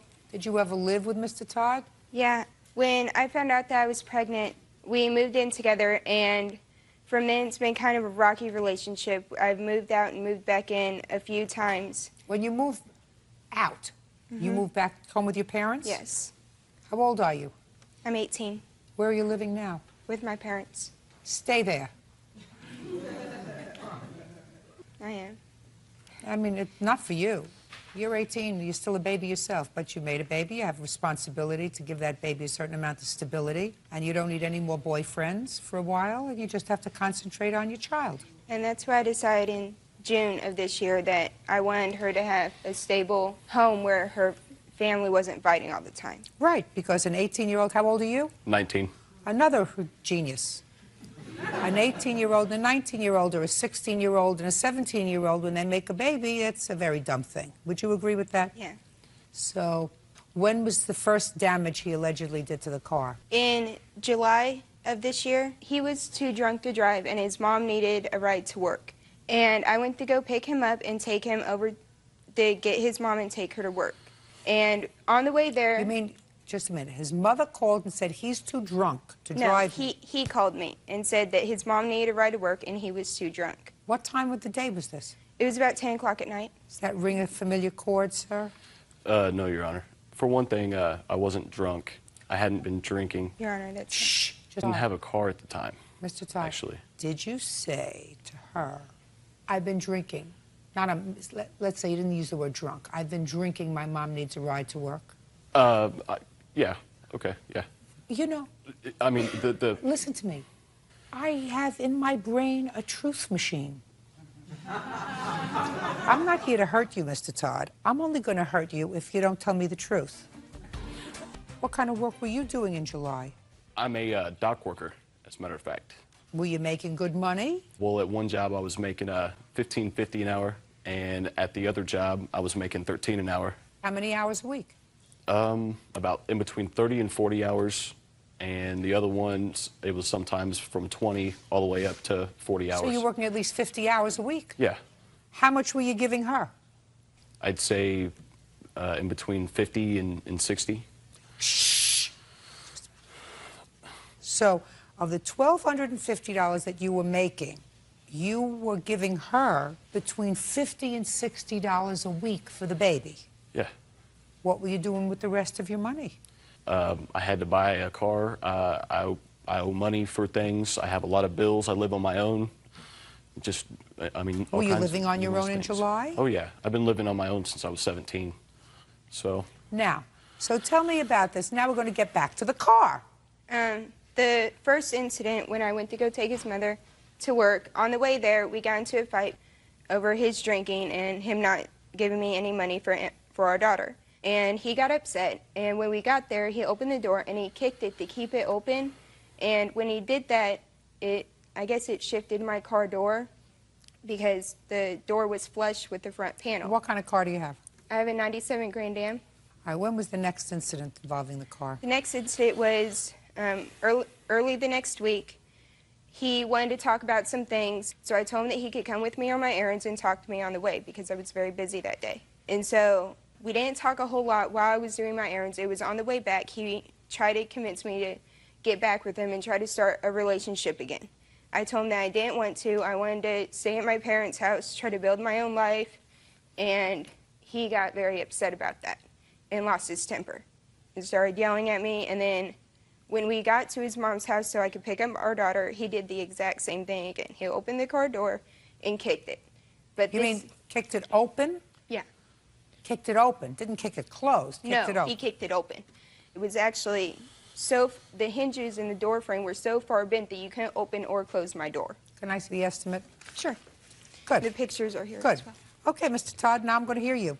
Well, we went out to get it inspected, and she, like, as soon as we broke up, she immediately started dating again, immediately trying to replace me, immediately trying to get a, I don't know if she was trying to get another father for my daughter or what she was trying to do. So it made me angry because I'm my daughter's father, and she's not going to replace me. I'm not going to let her. And Well, what do you mean replace you? I don't understand you mean replace you. Guys, into my daughter's life, in and out of my daughter's life, because that's not, I don't feel that's a good situation for her, to grow up in, with guys in and out, over life all the time. What makes you think, sir, that the plaintiff is going to bring a whole bunch of guys in and out of your daughter's life? Because within the first 4 months of us being broken up, she's already had 3 or 4 in and out of her life already. Just to say, 3 or 4 what in and out of it? She 3 or lived with 4 guys. How, you mean that she's dated? Yeah, but she's taken my daughter around and brought them around my daughter. So? I mean, if you're telling me that she's lived in the 4 months that you've been separated, she moved in with one guy, and then she moved out, and then she moved in with another guy, and she moved out, and she moved in with another guy, and she moved out. I would say to her, you're doing the wrong thing, and I would say to you, if you don't like her conduct, and if you think her conduct is damaging to the child, and that would be damaging, go to court and seek custody of the child. And we're in the process of that. Just a second. But if what you're telling me is she's dated 4 people since the 2 of you split up, that's none of your business. No, you're right. You're right. It is none of my business. But what's my business is that she's taken my daughter around those people, and I don't want my daughter What do you mean around those people? I don't know what you mean. You mean when she goes out with them, she'll spend a Sunday afternoon with them in the park? She'll bring them back to her mom and dad's house. So that's not your business. But they're around my daughter. That's not your business. May I ask why? That's not your business unless there's something wrong with these people. Well, you're not her morals monitor. The, just like she's not your morals monitor. Get to kicking the car. So, that was what the argument was about. So we was arguing about that, and we come pulling up. About which you were wrong. Okay, about which I was wrong. Absolutely, because you're not going to like it 2 years from now when you have a new girlfriend who moves in with you, because I have a feeling you like to have somebody live with you. And she says, I don't want my daughter over there. It's sleeping over. He sleeps with this woman and they sleep in the same bed, and I don't want that. I'm going to tell you the same thing. That's none of your business. When a 16-year-old and a 17-year-old are dumb enough to make a baby, you got to make concessions for the next 20 years. Think about having another one.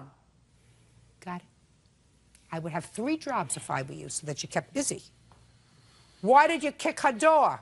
I didn't kick her door. Actually, we was pulling up to my mother's house. The second time isn't when, I don't think that it could have got damaged. The second time, we both got out of the car when we was arguing and slammed the door. Just a minute, but her door opens. But what I'm saying is I think it was the first incident. If I can explain that to you, I think that's what damaged the door to make it do that the second time when So you mean you just started it the first time, but the second time it was real, you pushed it over? I didn't kick her door, is what I'm saying. Just listen to me. You were the passenger. Yeah. Door doesn't close. Okay. She could slam her door. Okay, but... Her door closes and opens. Mm-hmm. You got it? Yeah. Judgment for the plaintiff for the amount of $1,022. That's all. Thank you. Lee Ikuzi says former friend Dean Pottle assaulted him. Dean claims he was only protecting himself. Ms. Iacuzzi, it is your claim that the defendant assaulted you. Is that correct? Yes, Your Honor. Before we get started, my pronoun is he. I made that clear. My name is Lee, and my pronoun is he. And I didn't see DOI. that. I have Lisa. Yeah, also known as Lee Iacuzzi. Okay. I'm a trans. It is your claim that the defendant assaulted you, Mr. Iacuzzi, and the defendant says that quite the contrary, it was you who assaulted him. How do you know each other? I met Dean Pottle when I was the Portland International Hostel manager, and I was in charge of the facilities at the time, and I also lived there. Dean came to my residence at the hostel looking for work. He was actually homeless at the time, and I took him in. All right, so that's how you met him. Yep. When did this alleged assault take place? April 2nd, 2005. Tell me the circumstances, please. I had a business transaction with Dean Pottle that failed. He was supposed to do a plumbing job for me in exchange for me mowing a lawn for him. I also had $1,000 with the oil paintings in his house that we were going to exchange for him to do plumbing services. I went over to his house 2 times. Both times I brought my witness, and on the second time I was assaulted. Tell me how you were assaulted. I brought my friend Buddy. There was a driveway that separated Buddy, Dean, and myself. I was leaning back on the car that was separated about 4 feet of driveway to Dean's house. Dean was arguing with Buddy. I told Dean that I was going to tell everybody that he's bisexual, and he ran 2 big full steps. Pushed his arm, swung me around into the car. Just a minute, you went very quickly. Yes. You said you ran 2 steps? No, I was leaning against the car here, and there was Dean's house. Just a second. First you threatened to tell people that he was a bisexual? Right, because he harassed me. How was he harassing you when you came to his house? I was at his house to collect money and my oil paintings. I didn't hear how he was harassing you. He harassed me 3 days before, and I was still upset about the incident. And How did he harass you 3 days before? I was at his house. I was massaging his hands. He went into the bathroom to take off his shirt to massage his shoulders. He came out butt naked and asked me to play with his... So then why would you go back to his house? Well, I brought a witness with me because I had $1,000 worth of paintings that Did you get your paintings? The second time that I arrived at the defendant's house, I did get my paintings. Then what I'm asking you is, why did you have any exchange with him at all if you had your paintings? On the day, within the hour of the assault, at the beginning of the assault, I came in, brought a friend, asked him to go get my paintings, which I needed. So we went and got your paintings? Right. While I was getting my paintings, Dean came outside. Just a second. Your paintings are in the car? If all 3 of you were there... Paintings are in the car. So now they're in the car. Right. Why aren't you in the car leaving? Because he owes me more money. He owes me money. Untrue. He owes money from doing a plumbing job that he refuses to pay me. So I'm asking for my money. He refuses to pay me. Put your hand down, please. He refuses to pay me. And we have a verbal exchange. We've been friends for 7 years. I was really upset at what he did to me. I'm going through this transition. I felt he was taking advantage of me. Keep going. And words were exchanged. He walked 2 steps up to me and pushed me into a car. I swung back and got him off me. And when you swung back, you hit him. Well, he was on top of me. He was on top of me. He pushed me into a car, and he was on top of me. How was he on top of you? I have fingerprints. He pushed me like this, and he was on top of me right here when he pushed me. I leaned back, and I hit him. I only defended myself. Let me hear what happened, sir. Well, when I followed him out with the paintings, and the car was out on the street, and I stood back at my driveway, probably 20 feet away from the car. When he went toward the car to put the paintings in the street, she came out of the vehicle and came toward me. Now, she was nowhere near a vehicle. Now, she came toward me very aggressively and yelling profanities and everything else, so I instinctively put my hand out to defend myself. And when she came close to me, I went like this and said, "Get out of Portland," because I felt she didn't belong in our environment there. And I turned to look at him, and he says, "Oh, you touched her first." And when I looked back, she went, bam, like this, right against my lip here. And I staggered back, yelled at me, and that's when she left. First of all, sit up. Second of all, don't speak until I speak to you. Okay. Do you have a photograph of your injury? No, I don't. Do you have a photograph of your injury? I have documentation of medical records. I'd like to see it, please. Now you can step up, sir. Thank you, Your Honor. Tell me your name. My name is Buddy Berkew. Spell your last name. B-E-R-C-U. It's Romanian. Left hand, left arm Kind of bruise. difficult the first time. Anyways. All right, now I ask questions. Okay, yes, go ahead. I ask questions. Please. The paintings are in the car. Okay, the paintings are in the car. I come back. He comes out, and the car is parked right by the driveway. Who's in the car? No one's in the car. They're both arguing with each other, and I'm like, okay, let them vent a little bit and get some of this out, you know, because Just a second. I Where don't want to were they intervene. as you were putting the paint? I'm speaking. You're not paying attention When they to were me. putting the paintings were already in the car, you said. Listen to me. Okay, Listen. Try I'm trying. putting on your listening ears. I will. You're putting the paintings in the car, That's correct. and he's letting you take the paintings. That's correct. Now, the last of the paintings is in the car, right? That's correct. Why didn't you both get in the car and leave? Because, Your Honor, this isn't about that. It's about the disrespect and the way that the abuse had gone down in the first place. And he had not said he was sorry. You're talking about this incident 3 days before that Lee has just described to me. Apparently, Lee hadn't worked through the whole incident yet, Your Honor. Then he was angry. That's correct, Your Honor. Got it. See how easy it is to get to the truth? Can I give you some more truth, or do you want? Can I get to the truth? Absolutely. Can you give me some more bald facts, sir? Yes, sir. I Yes, ma'am. determine what the truth is. I understand that. You understand? You're the judge. Okay. So far we have somebody who wanted their paintings, made 3 trips, got the paintings, but according to you and your Lee's witness, Lee wasn't finished being angry about something that happened 3 days before and wanted an apology. That's correct, Your Honor. I got And then what happened was he said, instead of, I have a restraining order on you, or get out of my property, he said, get out of Portland, which I thought was a little bit wide of a swath for his powers. I mean, Portland's a big Yes. place. Then he approached, what he did was he just said, basically, get out of Portland, get out of Portland. And the third get out of Portland, he rushed like he was doing a shot put. And just the whole body, everything came through, but not upward, but straight, like a thrust, and hit. And I could see that she grimaced in pain, and she was crying out. And then what happened simply is a counterattack just to save face. Because I would imagine transitioning to become a man, you have to prove to other men you're a man. So that's why I stayed away from this up until this point. I didn't feel there was any danger up to that point where I had to intervene. I got some heat for that. Say, well, I should have just kicked his, I wasn't going to do that. So anyway, I don't think violence solves anything. And at any rate, what happened was he said, you can't hit me. Or you can't hit me, I'll kill you, or something. I don't remember what it was exactly. Something to that effect. Just was really surprised that Lee would counterattack. And then I just stepped in and said, look, you hit Lee first.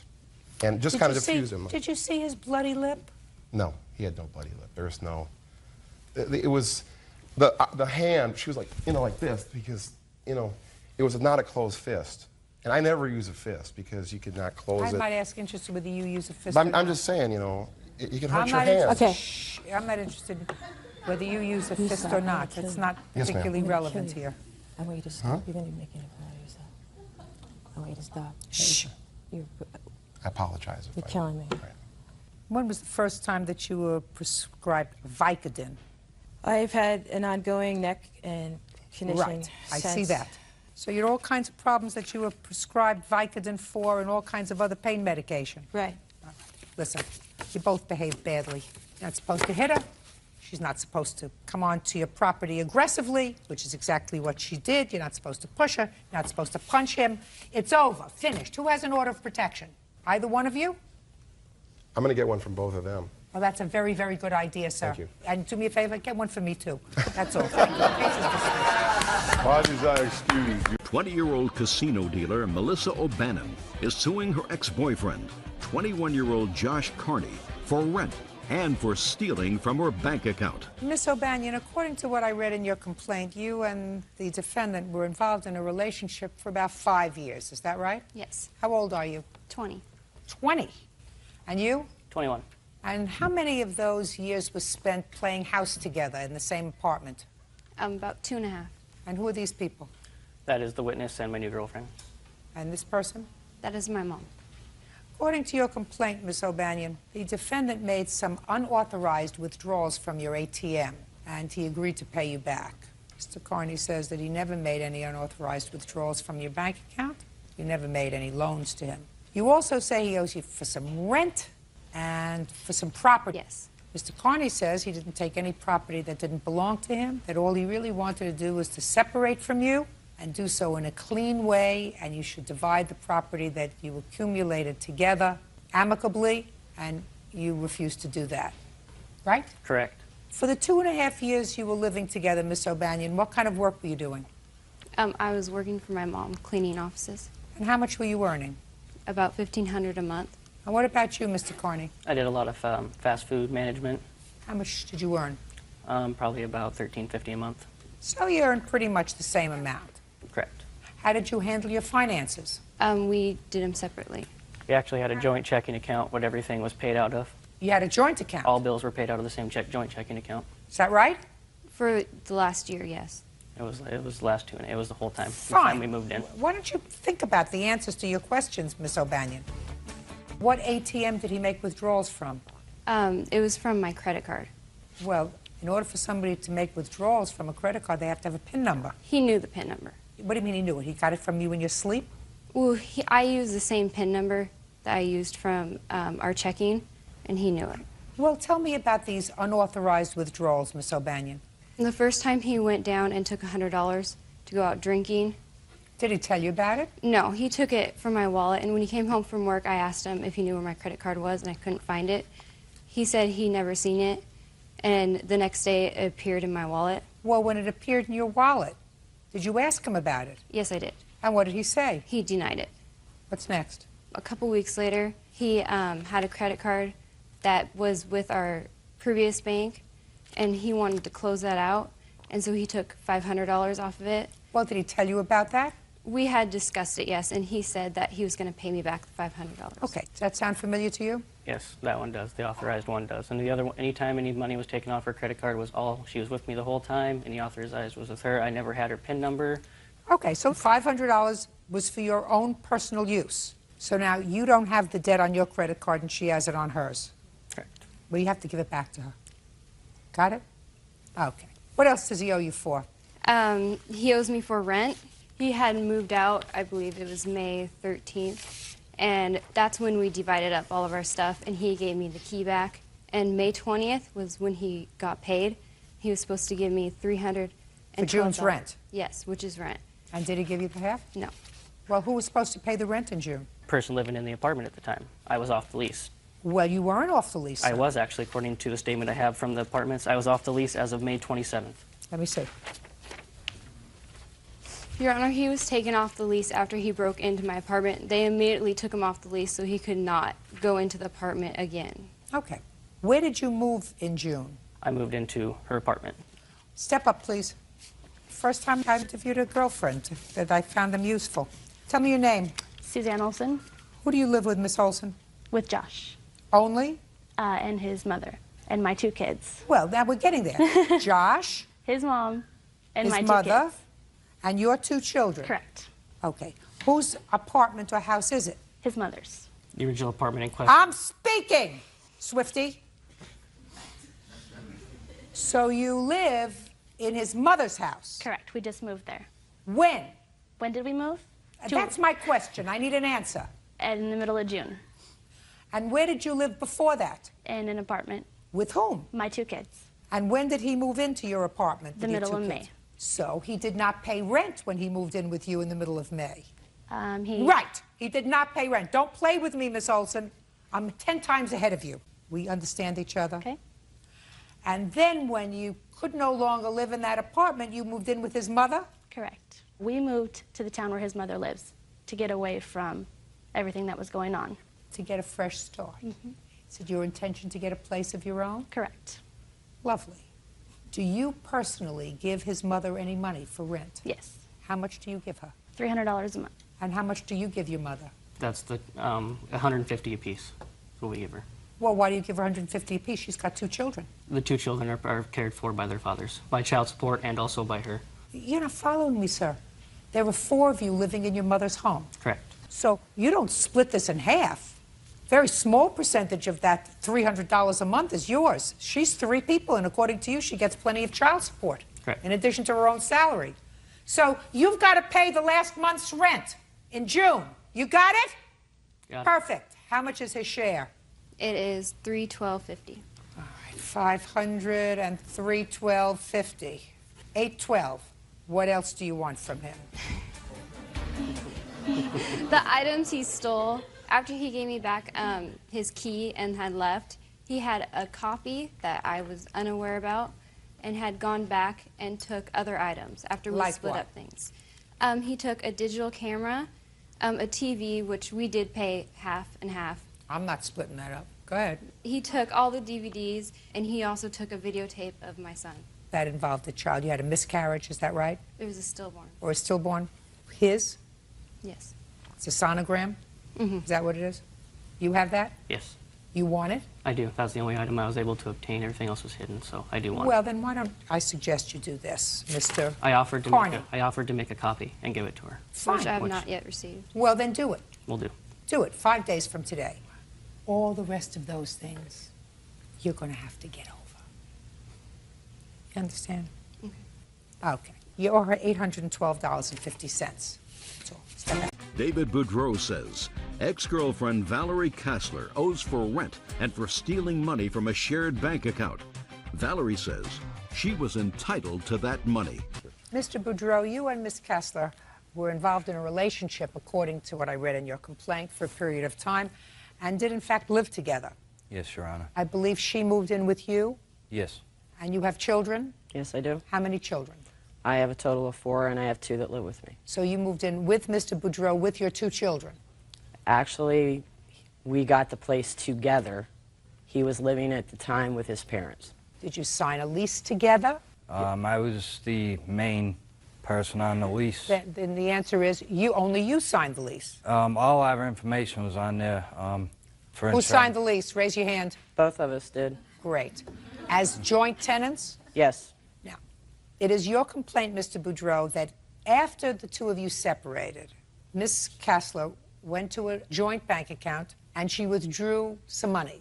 That's $1,600. Yes. And she had not put that money into the account. That was your money, because Correct. this was sometime after you had separated that she closed the account. Ms. Kassler has a variety of reasons why she believes she was entitled to that money, and she's going to explain that to me. When did you move into this apartment together? November 22nd of 2003. And when did you move out of the apartment? May 14th, 2005. So you lived together for some period of time. Yes, ma'am. And your arrangement was, according to what I read, that each of you would put in $800 a month to cover your household expenses. Correct. Correct. When was the last time you put money in that account, Ms. Kassler? April 3rd. April of 2005. 2005. I apologize. At that time, you were still living there, so that $800 covered May rent. Actually, that was for April's rent and bills. Is that right? Yes. What was the rent? $1,100. And you had gas, electric, cable, Correct. whatever.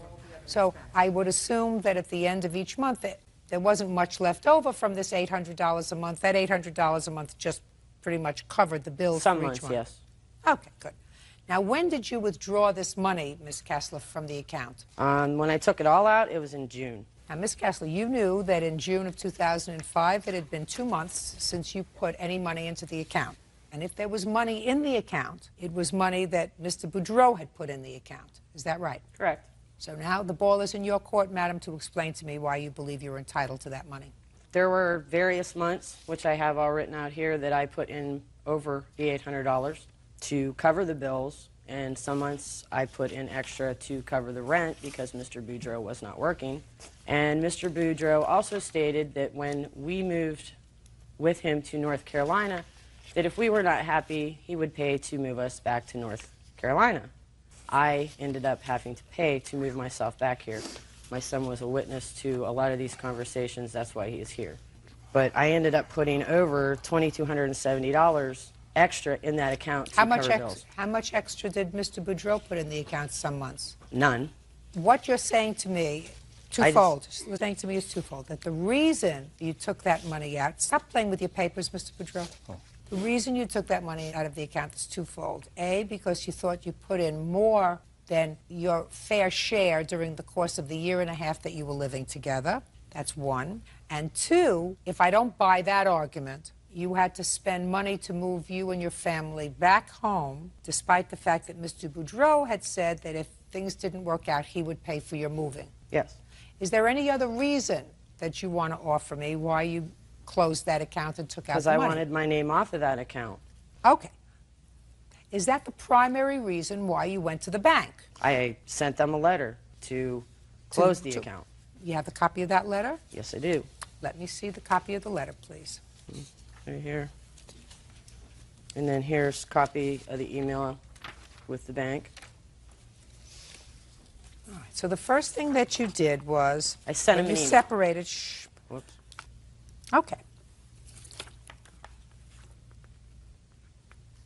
At least initially, I get the sense, Ms. Kessler, that what you intended was just to have your name taken off the account. And if that meant that the account had to be closed and reopened in his individual name, that's what you wanted. Yes. And then you ask the question, well, what happens to the funds that are in the bank? Because the bank says, it can't just take your name off, the account has to be closed. And you say, well, then I want the account closed. And they say, well, okay, we'll send you the paperwork and you close the account, because you can do that. And then they say, well, what do you want to do with the funds in the account? And you say, well, how are those funds going to be dispersed? And they say they send you a check, because you're the one closing the account, and you put it in your bank. Right? Mm-hmm. Mm-hmm. Mm-hmm.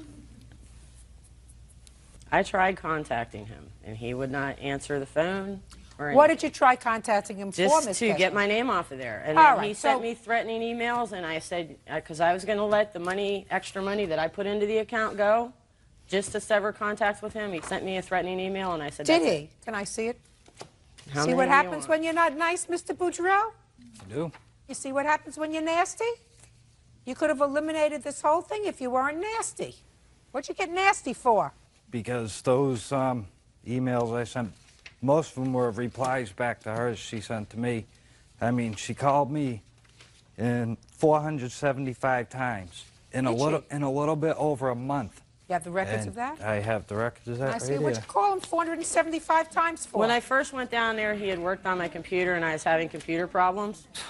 And some of those, 475 times? and if you notice, some of those calls were made to the cell phone first, and because he did not answer the cell phone, I called the house phone. 475 times? Well, Where I is have that? emails here to bet that Miss say, Kessler. why won't you answer the phone? Miss Kessler. 475 that's what it times. says. That's harassing. All right, think about when he says nasty things to you. I mean, before that, he had threatened my life. This is disgusting, sir. I don't care what she said to you. I don't care if she called you 475. This is disgusting. And I have a lot more with those words in him. He would say that to me in front of my children. How long did he say that in front of your children before you moved out? That's why I got out of there. But he said it, listen to me, the first time, not the second time. The first time he used this language in front Too of my long. children. Too long. In front of my children. Too You're a long. tough girl. I mean, I read what you did. Too long. I read what you did. You're a pretty tough girl. I should have got out longer than I did. Absolutely right. One time, use this kind of language in front of my children, and I'd be gone. If you let him abuse your children that way, that's your problem. They're not his children. You know why you're here, Mr. Boudreau? Yes, Your Honor. You're here because you have a big, fresh mouth. A big, fresh, nasty mouth. I mean, I never saw somebody string these expletives together in sentences like this. Don't you have any other way of expressing yourself, sir? Don't you have any other way of, in a civilized manner, expressing yourself? I tried every way. No. I tried every way. You and think that saying it this, Mr. Boudreau, you think that using this kind of language is going to get her to stop calling you? You think that this kind of language in a letter is supposed to inspire her to do things in a reasonable way? I mean, 475 phone calls. What did she want emails, from you? messages. Mr. Boudreau, what did she want from you, sir? No, I have no idea. What did you want I from have him? no idea. Shh, Miss Kessler. Right now, my kids want No, their no, dog. no, shh. Forget the dog. Just go, forget it. Go buy him a new dog. I didn't want I'm anything asking from you, him. I want him to leave so me what, alone. So what will you call it? Shh. Listen to me. What were you calling him for? Don't think. What were you calling him for? At first, to get my computer straightened out, because he's the one that formatted it. And there were programs on there that I didn't understand how they worked, and he knew how they worked, and I was trying to get him to help me with them. At first? Mm-hmm. After he didn't return your calls because he didn't want to talk to you. At first, then there has to be a second. What was the second reason that you called him? Stupidity. Right. And then you took his money. Judgment for the plaintiff in the amount of $1,600. That's all.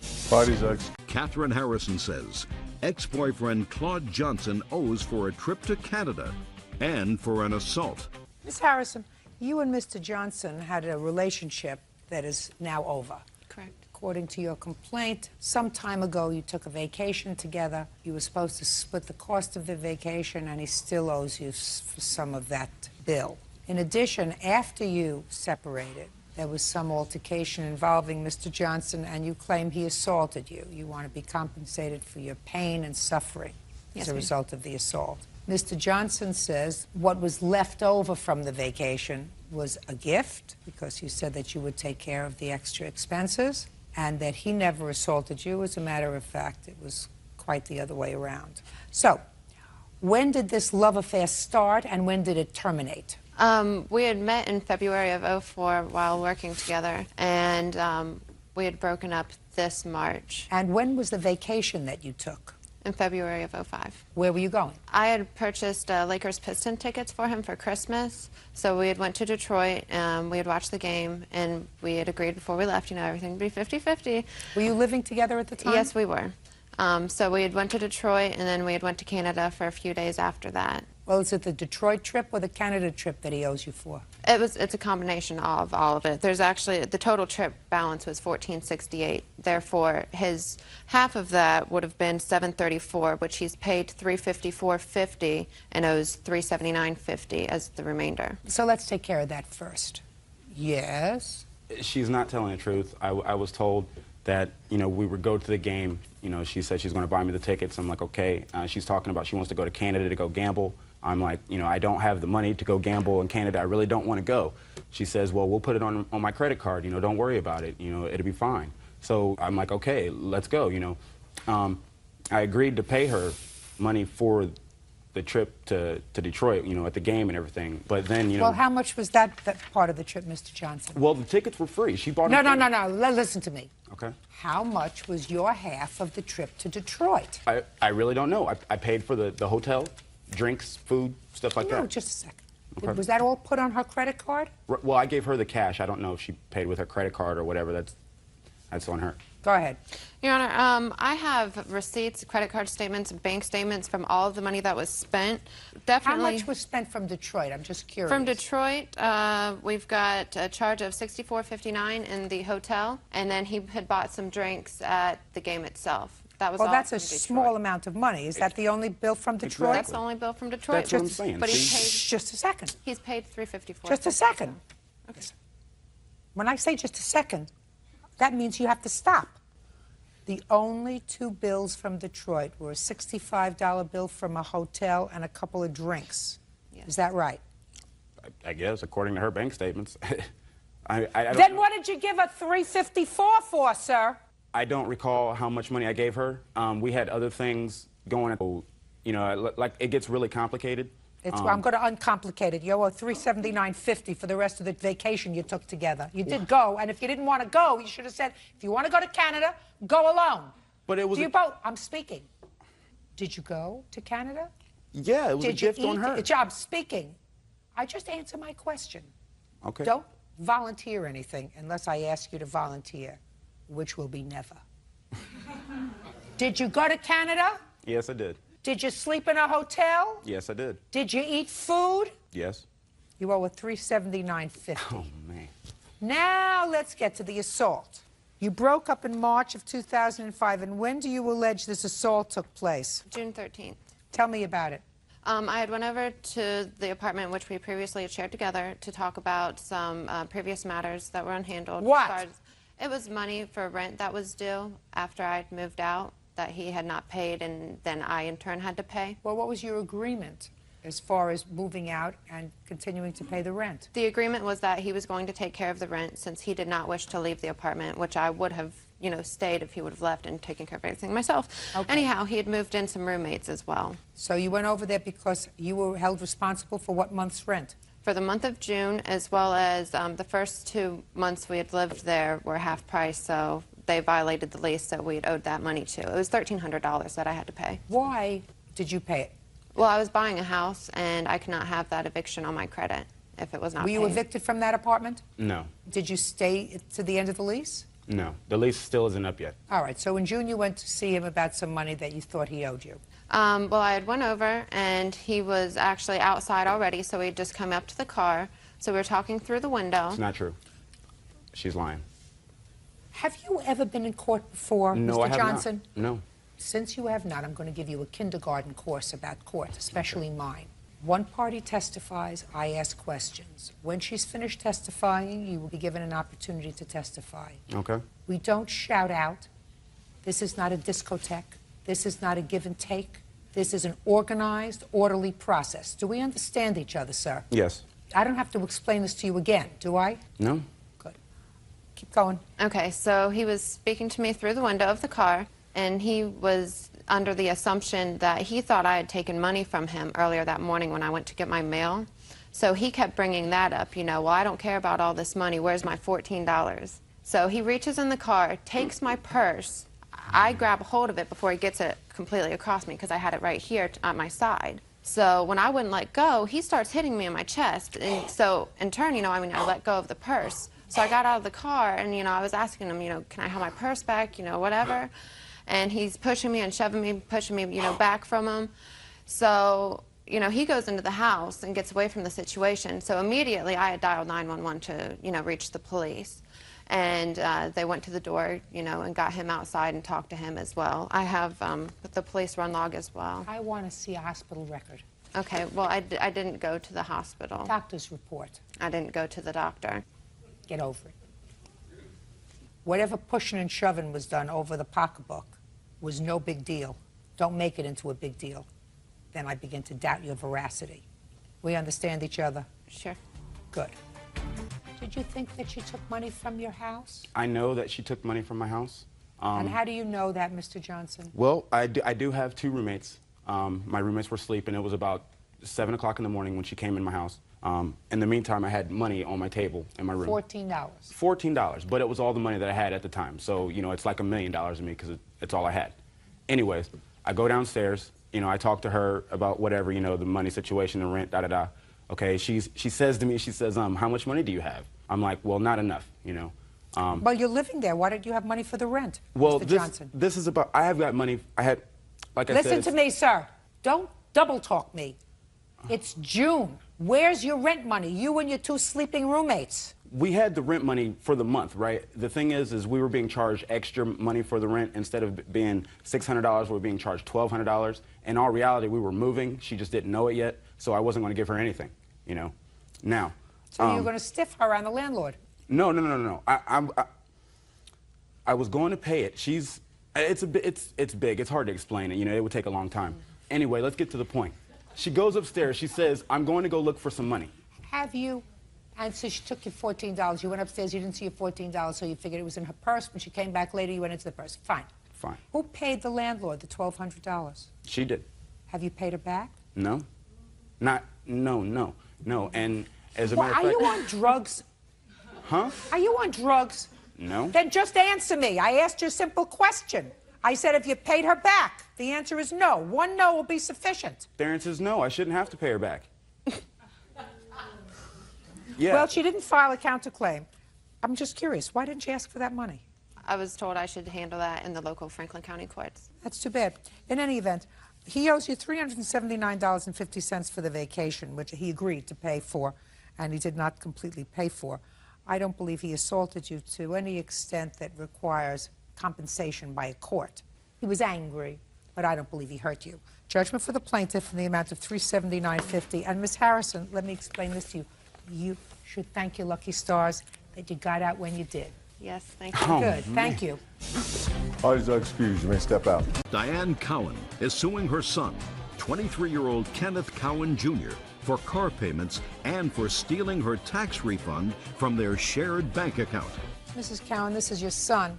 Your lawsuit claims two things. First, that you had an arrangement with your son wherein he would use your car and make the payments on it while he was using it until he purchased his own car. You claim that with regard to that portion of your complaint, he did make some payments, didn't pay them all, and ultimately you sent somebody down, your fiancé? Yes. Down to pick up the car because he had moved to a different state. So you want him to pay some $1,000 that he should have paid on the car. Second part of your complaint, which I really believe, based upon what I read, is what you're complaining about. You just tacked on, is that you and your son shared a joint bank account. At some point, he withdrew $2,000 from that joint bank account, and he withdrew that money, which was from your tax refund, because you claimed him as a dependent for last year.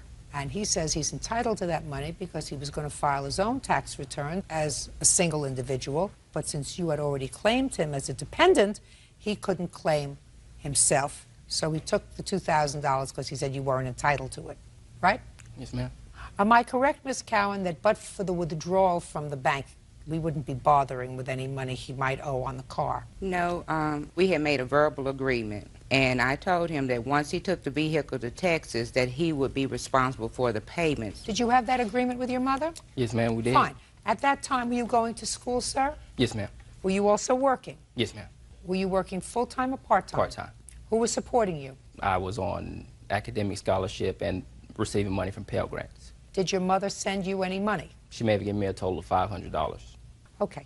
Is it correct, Ms. Cowan, that for the year 2004, your son was basically self-supporting? No. Well, how did you support him? Okay, by me being a disabled veteran, it took care of his 2 years of college. Just a second. Okay. You're being a disabled veteran and the government picking up part of his tuition means that we supported him, not you. Is it true that he was either self-supporting or on scholarships and or Pell Grants that he's going to have to return? Yeah, he was on Pell Grants, but I supported him as far as sending monies for groceries or if he ran short. How much money did you send him the year 2004? I would say over $2,000. Show me. I don't have it as far as the monetary back. Most of the time, I would always deposit it in my account because we shared account. I have bank statements showing to where there were deposits made on the account, and these are the only cash deposits on the account are ones that I made.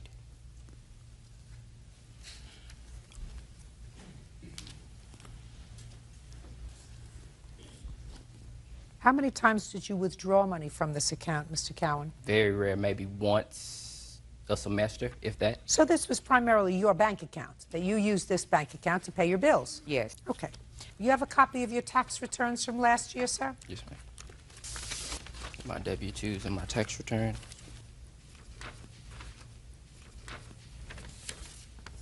So you had an adjusted gross income of a little over $5,600. Yes, ma'am. And according to your statement, if I believed you, which I don't, at most you sent your son $2,000. Right. Then you are not entitled to claim him as a deduction because you didn't contribute more than 50% of his support. You were not entitled to claim him as a deduction. Yes, but according to VA, if I had not claimed him as a dependent, then they would not have taken care of his bills. You know, I'm not a... Just a second. Let us say that because of some regulation, you were required to claim him as a dependent, even though you did not contribute more than 50% of his support. Let's say that that's true. Then what you should have done was discuss it with your son and say, listen, for the purposes of the VA, so that you can continue to have all your classes covered or whatever percentage the VA covers, I have to claim you as a dependent, but I'm going to give you the $2,000. What would have been wrong with that? Well, I agreed to that. And so then why are you complaining that he took the $2,000 out of your account? Because it was the procedures that he took. Now, he know normally there has not denied him of anything. So you didn't like the fact that he did it in a sneaky way? That's right. Okay. She says she didn't like the idea that you were sneaky about it. Well, I think, Ms. Cowan, one of the reasons he might have been sneaky about it was because when he filed his tax returns, he filed them as an independent, and then he was told later that he was denied his refund because you had already claimed him as a dependent. Had your mother discussed the fact that she was going to claim you? She had said she was going to try to claim me to recoup some money that I hadn't paid her on a car payment. She told this to my uncle. Oh, well, I don't want to hear about the car payment. Listen to me, Ms. Cowan. As far as I'm concerned, you've got a son that's doing the right thing. If you had a car and you let him take the car so that he could go to school and look for a job, that's what you're supposed to do. You're his mother. How many children do you have? I have 2. Okay, well, it seems to me this one is doing okay, which means that your mother probably did something right. Yes, ma'am. Should have done the right thing. Shouldn't have made this situation so mucky. Ms. Cowan, irrespective of what he did, you're still his mother, and I sometimes wonder whether I would have, I don't have to wonder, I would not have pursued this matter in court. I would have said to him, it's not the right thing to do. What's your first name? Kenneth. It's not the right thing to do, Kenneth. You shouldn't have gone behind my back and taken the $2,000 out of the account. I was prepared to give it to you, but you shouldn't have just taken it.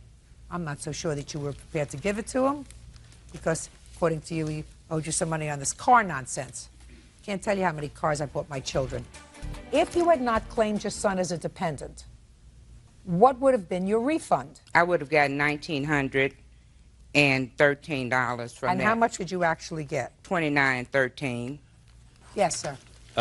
When I asked my mother for her tax return, I was going to return whatever she didn't get for claiming me. She sent me a tax return that said she only got $300 for me, which was false. But you got $1,000 for you. Right. Is that what you want, sir? Yes. Then you have to give your mother back $1,000 because you took out $2,000 from her account. No, I was supposed to get $2,000 back, and I was Listen to me. What your mother is saying is she was required by the VA to claim you as a dependent in order for you to get certain benefits. So, although if you filed for yourself as an independent, you would have gotten $2,000, if she didn't file for you as a dependent of hers, you wouldn't have gotten other benefits which far outweighed that $2,000. Are you following me? Yes, ma'am. So that you should not have taken out the $2,000 from the account, because all she got, by virtue of her claiming you as a dependent, was an extra $1,000. So that's all you were entitled to. Are you following me? Yes. Am I right? Yes. Good. Judgment for the plaintiff in the amount of $1,000. That's all. Susan and Lloyd Weaver say the father of their daughter's former best friend, Mark Cooley, owes for a Hawaiian vacation. Oh, my goodness. Do you really want to be here? Yeah. You do? Yeah. You sure? Yeah. Okay. Mr. and Mrs. Weaver, this is your complaint. Your daughter and the defendant's daughter are friends, and you were taking a trip to Hawaii. According to your complaint, you invited Mr. Cooley's daughter to accompany your family on the trip. And the arrangement was that if she were going to go with you, her mother and father, who are divorced, were going to split the cost of her basic trip. Yes, Your Honor. Is that right? That's correct. And it is your claim that Mr. Cooley, who is her father, did not pay for his half of her trip. Yes. Mr. Cooley said that he never had a contract with you, right? That's correct. That he was sort of presented with a fait accompli, that he fell on some hard financial times, otherwise he certainly would have wanted his daughter to have this. By the way, she did go with you. His defense is that he never had a contract with you. When were you planning this trip? February of 2004 is when we first contacted them about planning the trip. When you say them, who did you contact? I contacted Brittany's mother because Brittany lives with her mom, and we discussed the option of her being able to go with us. And what was the arrangement that you made with her mother? I told her mother that we'd be happy for Brittany to accompany us because she was our daughter's best friend, and that if she would pay for just the airline flight and then the expenses of the activities such as the snorkeling and et cetera that we did there, Okay. and that we would be glad to pay for all of her food and then any of the other miscellaneous expenses. And then her mother said that she would have to contact Brittany's father to see if he'd pay for half and let us know. Then she called us and said that she'd spoke with her ex-husband, and he agreed. Did you speak with him? We spoke with him 30 days before the trip. He came over to our house. Not that date, not that time. When did you go on the trip? December. So practically a year later. Correct. And it wasn't until November that you say that you contacted Mr. Cooley. Is that right? Yes, because we were unable to get a hold of him. Had you purchased the tickets already? Yes, ma'am. So you purchased the non-refundable tickets based upon the conversation you had with Brittany's mother. Correct. Now, you understand that up until this time you had no contract with Mr. Cooley. Do you understand that? No, ma'am. Well, I'm going to try to explain it to you. Okay. What you did was you had, at best, a contract with Brittany's mother to pay for half the cost of the trip. Brittany's mother cannot obligate Brittany's father to pay for the other half. She can't say he's going to pay for the other half and in any way obligate him. Do you have a sibling? Yes, ma'am. Brother or sister? I have 2 sisters and a brother. Okay, let's take the brother. He's easy. What's his name? Michael. All right, let's say Michael wanted to have his family room redone. So he went to a contractor, and the contractor said it's going to cost $10,000 to redo your family room. And Michael said, that's fine. I'm going to pay for half, and my sister promised me that she would pay for the other half as a birthday present. So you go ahead and you do this renovation for $10,000. Michael gives him $5,000, and he says, go get the other $5,000 from my sister. What's your first name? Susan. Susan. Goes to Susan. Susan says, listen, I told him if I could, one day I would like to make a present of $5,000, but I never agreed to pay you $5,000. I didn't have a contract with you. You want your money, go to Michael. Now do you understand? I understand that, ma'am, yes. He may have agreed to something, but up until November, I just want you to understand you had no contract with him. Okay. Yes, ma'am. Thank Got you. it? Yes, ma'am. So tell me what happened in November. Well, my husband spoke with him. I don't know if you want to talk to him as far I as sure that. do. Okay. He's the only one I can speak to if he spoke to him. I talked to Mr. Cooley about the expenses that we had incurred already, purchasing the non-refundable tickets, and that she would need $300 to $400 to pay for the incidental expenses that she would occur as far as the snorkeling, the luau, and that kind of stuff that she would need over there. And he agreed at that time that... What did he say? Not he agreed. What did he say? He said the trip sounded good, that it was a one-in-a-lifetime trip for her, that it was something that they had never, ever planned for her to do, and that he would pay his half. He said he would pay his half. His half. And are those the words he used? To the best of my recollection, yes, Your Honor. Did he give you any money? No, ma'am. So when was he supposed to pay you? He indicated that he had had some problems health-wise, and at the time he was unable to give us any money. And we told him when he got back on his feet, whenever he could pay us monthly payments or whatever have you. But basically, he had us over a barrel. Brittany. We weren't going to disappoint her and not take her. Now it's your turn. Well, first of all, I didn't go to their house at all. My conversation with Mr. Weaver was over the phone, and that was only because in August I went on disability, and I was informing him that I was not going to be able to pay, and he had said, quote unquote, well, give me what you can, and if you can't give me anything, then that's fine, your daughter's going to go anyway. So I mentioned to my daughter that I wasn't going to be able to pay for her trip, and she was going to have to ask her mother to pay for it in its entirety. Okay. Something that you said to me, Mr. Cooley, however, has an interesting ring to it. You said that you called the Weavers because your financial circumstances changed. You wanted to let them know that you could no longer pay your half. Is that right? That's true. Well, that suggests to me, sir, that you had originally told your ex-wife that you would pay for half when she originally called you in February of 2004. Are you following what I'm saying Yes, to ma'am. you? Am I correct, Mr. Cooley, that you originally told your ex-wife that you would pay for half of the expenses? That is correct. But in February of 2004, I was under the impression that I was only going to help her out on her airfare. Fine. Let's say that's what you were told, that you were going to pay for half the airfare. Not help her out, half, because the words that you used to me were half, right? Right. Now, the airfare was how much? The exact price was $729.43. So is what you're telling me now, Mr. Cooley, that what your understanding was that you were going to pay for half the airfare, and that's what you agreed to with your former wife? Don't think of what I'm going to say after that, Mr. Cooley. Believe me, you're never going to be able to leapfrog over my mind. Now, is that what you agreed to with your former wife, to pay for half the airfare? Right. Well, to be honest with you, my correspondence, don't speak, has been through my daughter. Is that what you promised your daughter? Correct. And your daughter, I assume, conveyed that to her mother? Yeah. Brittany, what did you tell your mother? Well, I told my mom that I was going on the trip and how much it was. How much did you tell her it was? I told her that as far as what I knew, it was $350 that she was supposed to pay. And you told your father the same thing? That he was supposed to pay $350 also. And he agreed to that? Yes. Good. Now you can sit down. Okay, Mr. Cooley, let us assume everything that you say is correct, that you were going to pay for half the airfare. Why didn't you pay him?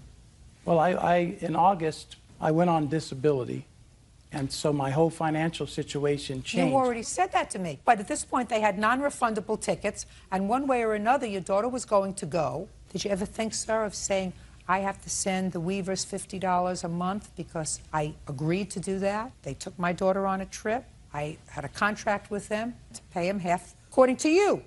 Not according to them, but according to you, half the airfare for your daughter. When I gave them the $150, there was somewhat of an agreement that I could pay monthly. When did you give them $150?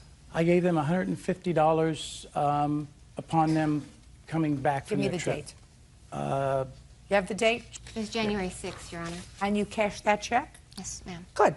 So that's January, February, March, April, May, June, July, 6 months later.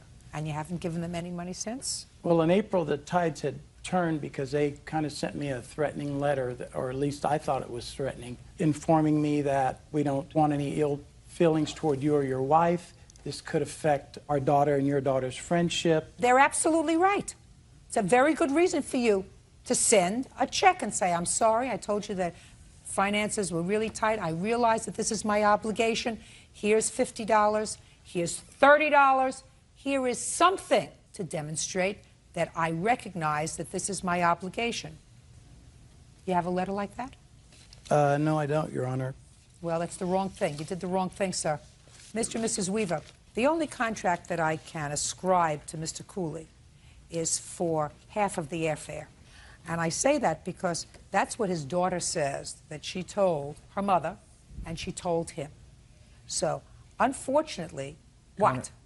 We sent Mr. Cooley 3 letters advising him that he still owed us money. He sent us a letter back. And in that letter, he said that it's not verbatim. Show me the letter. You got it, ma'am. If what you're saying to me is he acknowledges anything more than Yes, the Your Honor, it does. airfare. The letter's several pages long, Your Honor. The first page shows that he agreed to pay half. Well, let but me it just see. says to pay half of Brittany's expenses. The whole letter? Uh-huh. And, Your Honor, if I may just say one more thing. Brittany's mom paid us the $550. I don't care that what she she owed did. us, so she knew that half of it was $550, Listen if to I just me. might say that. You cannot ascribe anything to him that Brittany's mother knew. Okay, I won't say anything else Nothing. about that. If you want to have a contract with somebody, you have to talk to them face to face, or you have to speak to them personally over the phone, and then memorialize it in a written document that is signed. Then it's a contract that you have between 2 people. If you're dealing with children, she could just as easily go to her father and say, listen, I want to be able to go on this trip. It's $200 to go. Will you pay for $200? And he says, sure, I'll pay for $200. And it turns out that it's $2,000. You've already booked the ticket, so you're out $2,000. What am I going to do, put her in jail? Of course not. That's why you don't deal with children when you're making a contract with. Yes, ma'am. Okay, this is all wrong, sir.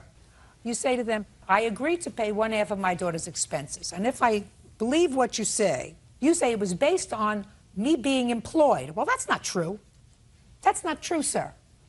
Your agreeing to pay for half of her airfare was not based upon your being employed, because you didn't have that conversation with your daughter. When you said to your daughter, I'll pay for half of your airfare, you didn't say to her, on condition that I'm still working, right? Right. Okay. I had no control over my going on disability, which cut my salary in 1/3.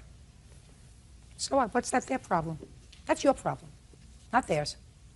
What's the nature of your disability? Stress. And you came here? I can see from this rambling letter that you are stressed, Mr. Cooley, so I won't proceed any further. You owe these people an additional $214, and that's giving you every possible benefit of the doubt, sir, that the only thing you agreed to was to pay for 1/2 of her airfare.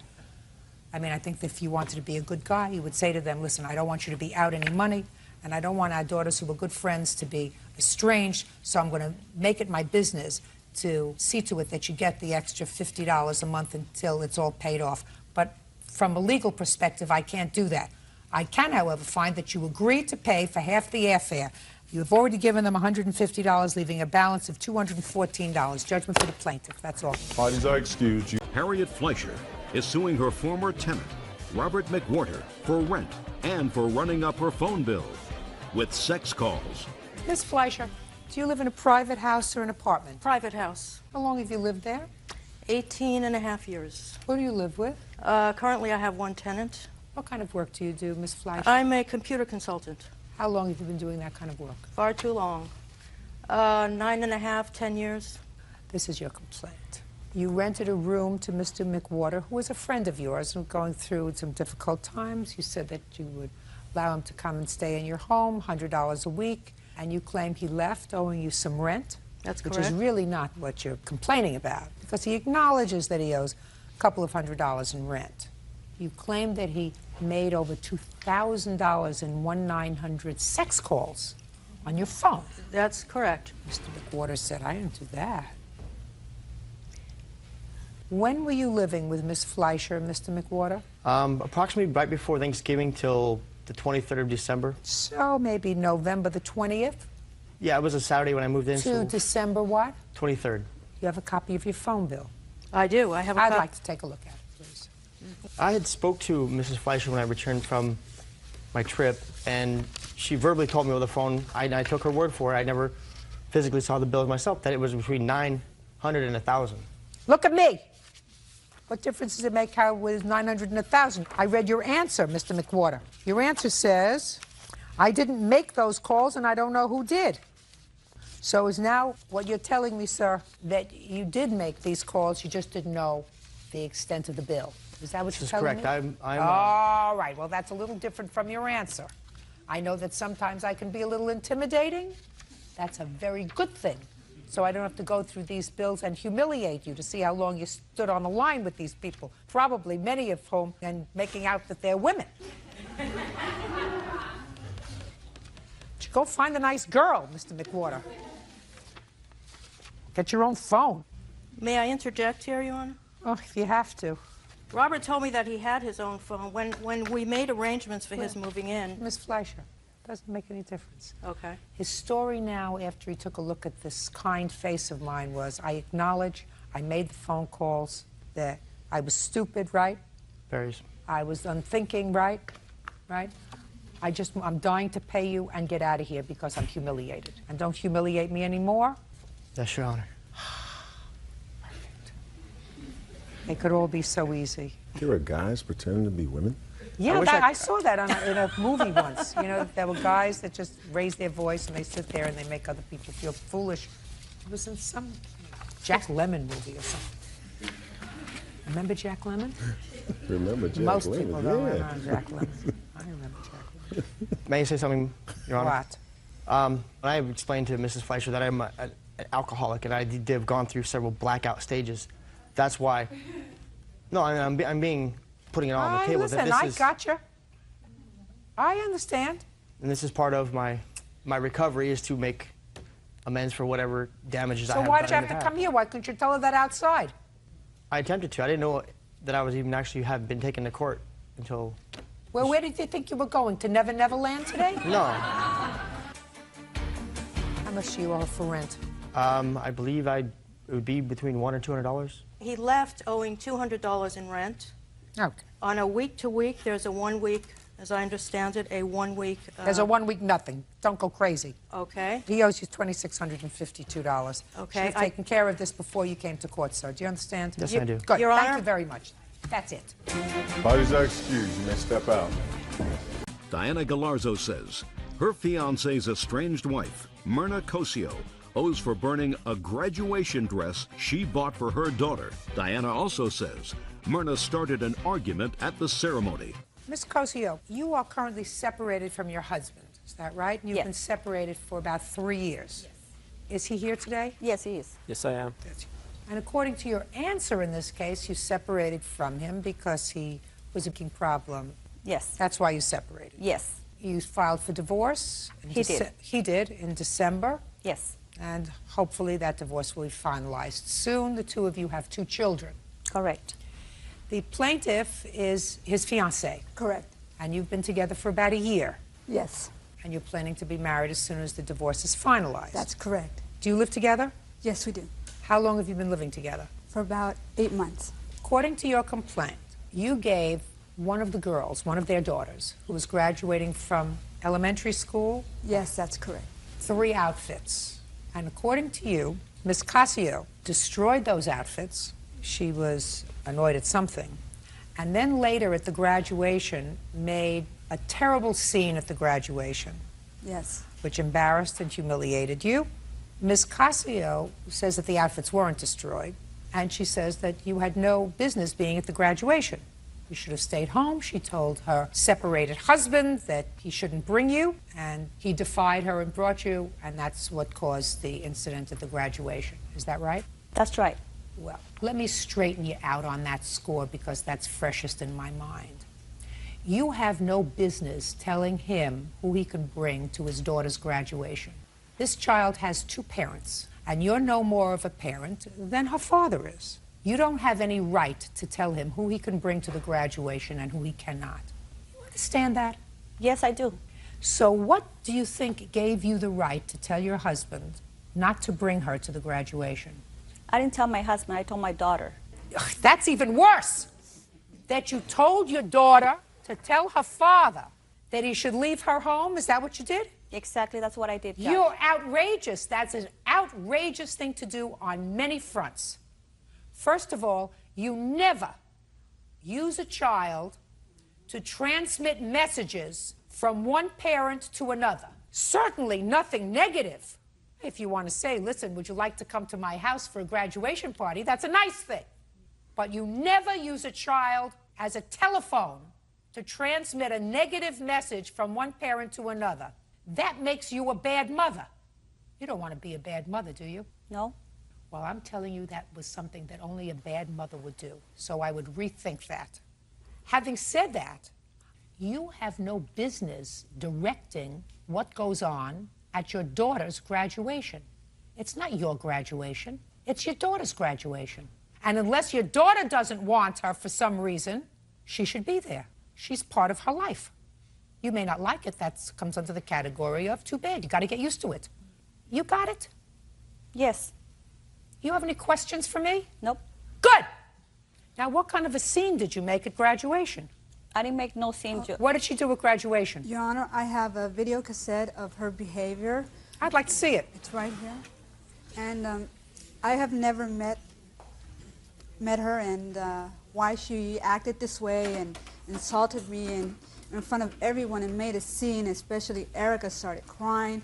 The other daughter with her 3 infant, you know. Excuse me? What did you call me? What did you call me? Mom. That's what I called you. Why? Stupid. Because you are. It's Erica's graduation. Why? You need God. You need God in your life. Really? Yes. Mom, stop. Yes. You do. I have never done anything to you. Why did you call her? Okay, I got it. Okay. Why did you call her a name? Because I was upset that she was there at my daughter's graduation, Judge. You owe her an apology. Your behavior was outrageous. And I'm going to tell you something. If you don't decide that you're going to change your way of doing business, you're going to lose custody of your daughters. I'm telling you that. I'm an old family court judge. And I'm telling you that if you're going to put your daughters in between their parents, and if you're going to behave in an irrational way, you will eventually lose custody of your girls because they will say, I don't want to live with my mother. She's a nut.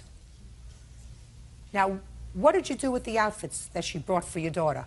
And I better get a truthful answer, otherwise I'm going to have to embarrass you and bring your daughter here. So I want you to tell me what you did with the 3 outfits. I didn't do anything. Where are they?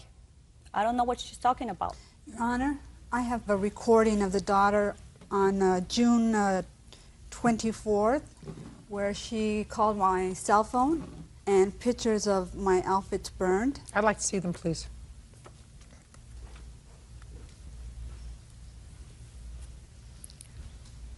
Where were these pictures taken?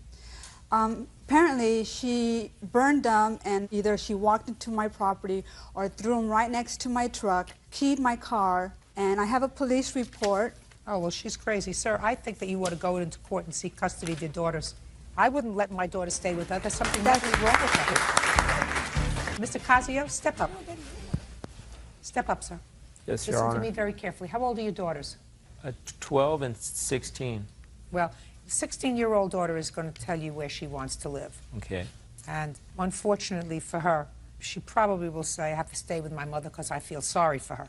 But certainly, if her behavior continues to be so irrational, you might find it in your 12-year-old's best interest to pursue custody of that child, because somebody who behaves in this fashion is not capable of taking care of a child. I agree. That's my judgment. Now, 12-year-old probably is not in physical harm in her custody, but she certainly is emotionally in danger, being with somebody who has so much anger. Who are you? I'm her friend. Do you understand what I'm saying? Yes, totally. Is there anything that I said that you find wrong? Not anything you said, but things she said. Anything I said? Not a thing that you said. That's all. I said anybody who behaves this way for no reason, who can do this, who uses their child as a messenger for hateful messages, is a bad mother. Because a good mother doesn't do that. Go ahead. Your Honor, I was spending the night before the graduation at Myrna's house to go to the graduation, and I Just a minute. You're her friend and you were going to graduation? Yes. What gives you the right to go to graduation as a friend? Because her daughters like me. What gives you the right as a friend to go to their graduation? Because their mother invited you? Yes. That's why she was there. Now let me ask you this question. Would you believe that he was acting like a nut if he came up to you and called you vile and vicious names and told you to get out because he didn't want you at the graduation? Would you think he was acting like a lunatic? Not necessarily. Well, what would you think of his behavior? Listen, if I had been told prior to coming that I wasn't wanted there by my daughter calling. Just a second. Erica, her daughter did not say, I don't want you to come to graduation. No, listen to me very carefully, madam. She said, I told my daughter I didn't want her at the graduation. That's what she said. Well, let's bring Erica. I'm not going to do that, because that's what a bad mother would do. She's not asking to bring Erica. I am. I'm telling you, she didn't turn around and say to you, oh, I wouldn't do that to my daughter. She's a bad mother. She's so full of anger and hate in her heart that it obscures her judgment as far as being a good mother. And she better change, otherwise her daughters will grow up to hate her. They will hate her. And as far as her going over there and doing whatever she claims she did, it didn't happen because I was with her. I'd like to hear what the child said on the answering machine. Could you bring it up here, Bert, so I can listen to it? Go ahead and press the middle button. That's a message she left on my cell phone at 6:20.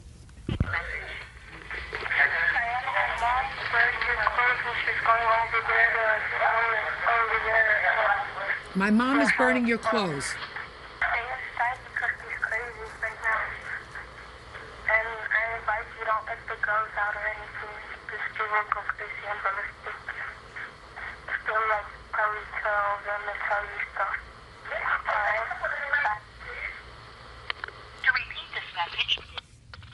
You think your daughter was lying when she says, my mom is burning your clothes? We had an argument that morning, Your Honor. So you just think it's serendipity that your daughter calls and says, my mom is burning your clothes, and the clothes turned up burned in front of her house. You think that those two things just came aligned in this universe? You better go see a good therapist, madam. You need a good therapist. Do you work? Yes, I do work. What kind of job do you have? I'm a phlebotomist. Better spend a little more time at work and a little less time hating. Spend a little less time hating. It didn't work out. 52% of the marriages in this country don't work out. She didn't steal him away from you. You threw him out. That's what you told me. You said you didn't like the way he behaved, so you threw him out. She found him. You should be grateful. She can keep him. Listen to me. That's right. You should be grateful instead of having a heart full of anger. Believe me, if you have a heart full of anger, you're never going to find anybody, madam. Nobody wants somebody who's miserable and angry. You'll spend the rest of your life alone. How much did you spend for the outfits? I have the receipts Just here. tell me how much you spent for the outfits. 180. Now I'll take the receipts, Berg. Plus pain and suffering and... You don't get pain and suffering. Loss of work and... Listen to me very carefully, Ms. Galazzo. Yes. What you wanted was for her to learn a lesson. I don't know whether her ears were open. If they were, fine. If not, she's going to be the loser, as are her 2 children. She's responsible for the burnt clothes because she burned them. Her bad behavior has just been memorialized in front of 10 million people. Unless she changes her course of conduct, she's already been pre-warned that her children are going to grow up hating her. You can either put a period and move on and say, I had a marriage, it didn't work out. But out of this marriage came 2 lovely children, just listen to me carefully, and then try to put yourself on some medication maybe, if you don't already take it. I have 2 beautiful children. I want to devote myself to them and to making myself a happy life. And I don't want to be angry with somebody who's taking a burden off my shoulders.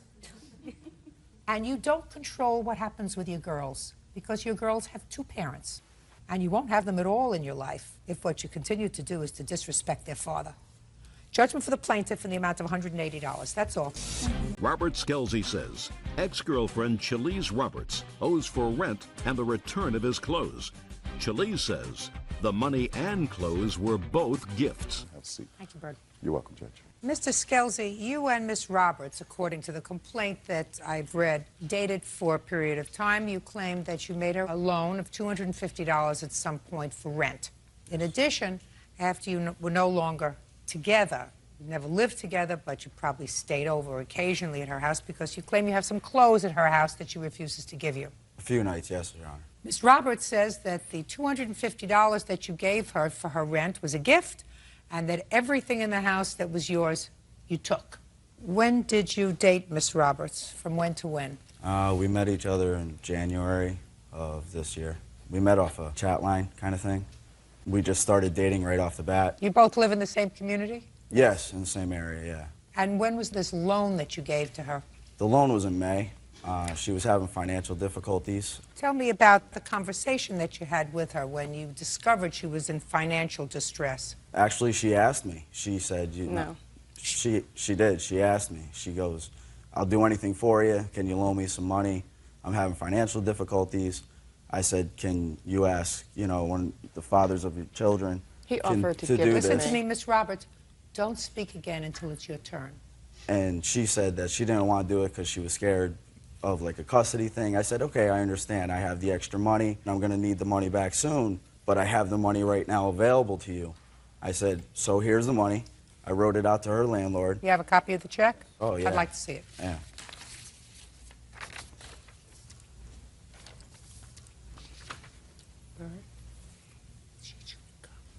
Chewing gum? Yes. Well, you shouldn't do that.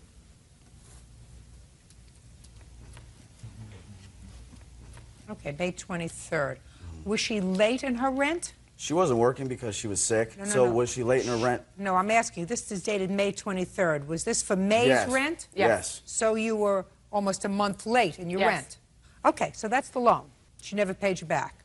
No, ma'am. When did you stop dating Miss Roberts? Oh, we stopped dating in like the end of February. We became friends with like benefits kind of thing, and I'm not one to move fast with a relationship, and her Oh. feelings moved fast with me. So you stopped dating in February, Yeah. but remained friends. Oh yeah, close friends, very close. And shortly after the loan, you stopped speaking? Almost automatically right after the loan. She said she was busy with work and everything else, but all of a sudden a day-to-day, call or hanging out or whatever becomes, I didn't hear from her for like a week. Okay. And what clothes do you have at her house, Mr. Nike Sosa? sweatshirt, a Champion sweatshirt, and a Nike pair of shorts. Okay. You're not going to bother me with those things, are you? You know how many years I went to school? You know how many years? A lot of years. You don't More think than I'm me. going to be bothered by a Nike sweatshirt or a Nike sneaker, or whatever it is that you're just talking about? I value my clothes. Yeah, good. Shouldn't have left them at her house. I thought I could trust her. Listen to me. This is not a give and take. All right. Do you Sorry. understand? Mm-hmm. We're not on an equal footing. Okay. I will discuss this alleged loan. I also have a proof on tape recorder. That She admits to borrowing the money. I got it off my answering machine. I'm going to hear it. Right now? Now's the time. 3:02 p.m. They are out of if you think you're going to be taking me to court and thinking you're going to make $100 more than what you let me borrow for clothes, come on now, Rob. It's ridiculous. There's clothes that you gave me to see what the you get out of me, all right? You want to do it this nasty way? I'm going to be a nasty and do it evil too. There is a way to communicate, Ms. Roberts, that doesn't involve profanity. You do understand that? Yes. Now, how old are you, madam? 26. And how many children do you have? I have 4. And how many fathers do your 4 children 2. have? 2 for the youngest, 2 for the oldest? Yep. No, she told me. How old are your children? 9, 8, 6, and 5. Okay. Why did you run short of money? Because I was out of work, I was sick. What was the matter with you? I had strep and mono. For how long? For 2 weeks. So what did you say to the plaintiff? We were friends. I cried to him that I was late in rent. He offered to give me the money. At first, I said I didn't want to. And then, like a week later, I mentioned it again, how I was stressed out, and No, he you didn't offered mention again. it again. That's not a mention. First, you told him, you cried, offered you the money, you said no. Okay, then it's over. You say no. Right. But then a week later, what did you say to him? Then I was crying again, stressed out that I was behind, and then he offered again. And then I said yes. Shh, shh, shh, shh. Remember what I said to her? I did. Sorry. So he helped you out with the rent. Yes. And then you went back to work. Yes. So why don't you pay him back? Because then I got threatened with court. Can I explain? Well, just a second. And it wasn't a loan to begin Just with. a second. You know you have to pay rent. Miss Roberts, listen to me. Rent isn't something that comes up and bites you on the behind like a surprise.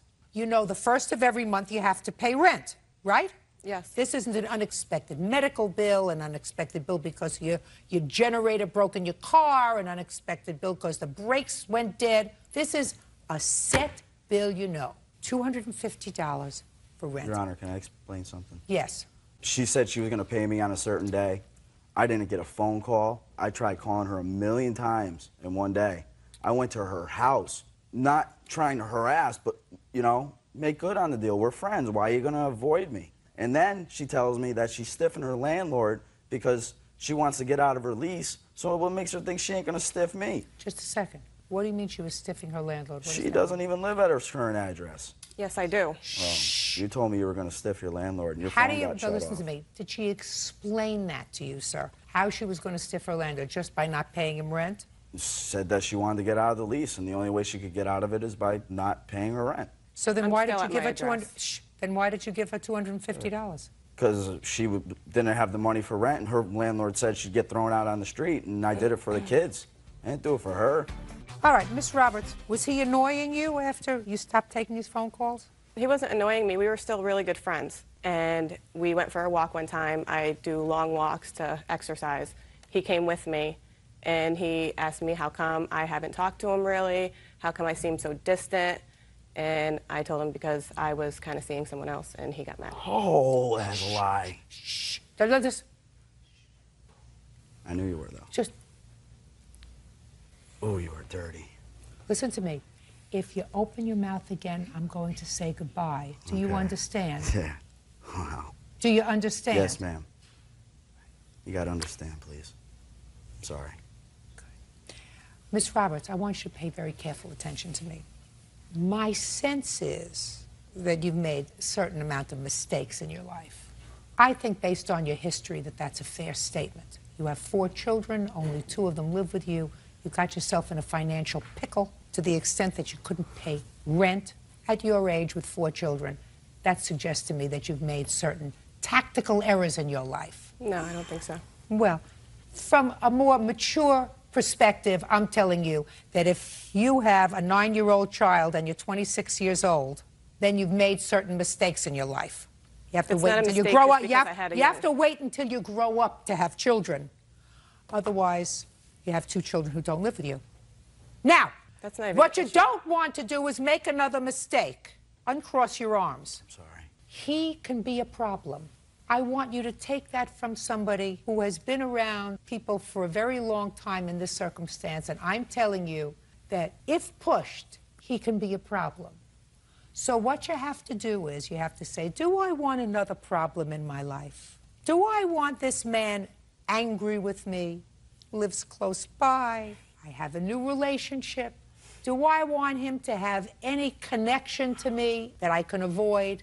If not, and the only thing that's holding us together is a $250 rent check and a Champion sweatshirt, I can either have peace or I can have grief. And if you're a mature 26-year-old, you say, 250 bucks? Price of peace? It's well worth it. Do you The only understand? payment he do you wanted back was sex Listen to me. for that money. Do you That's all. understand? That's all he Do you understand what I'm saying to you? Does that make sense to you?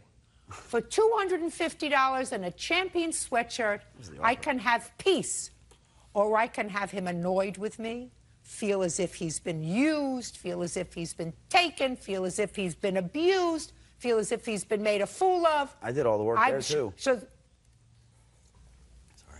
Not ever again. do you understand what I mean? He can't control himself. Oh, I know. That's what you want? No. You're an idiot if that's what you want. So I'm going to help you along. Judgment for the plaintiff in the amount of $250. That's all. Parties are excused. Deborah Skalkos is suing 9-year-old Russell Bauscher Jr.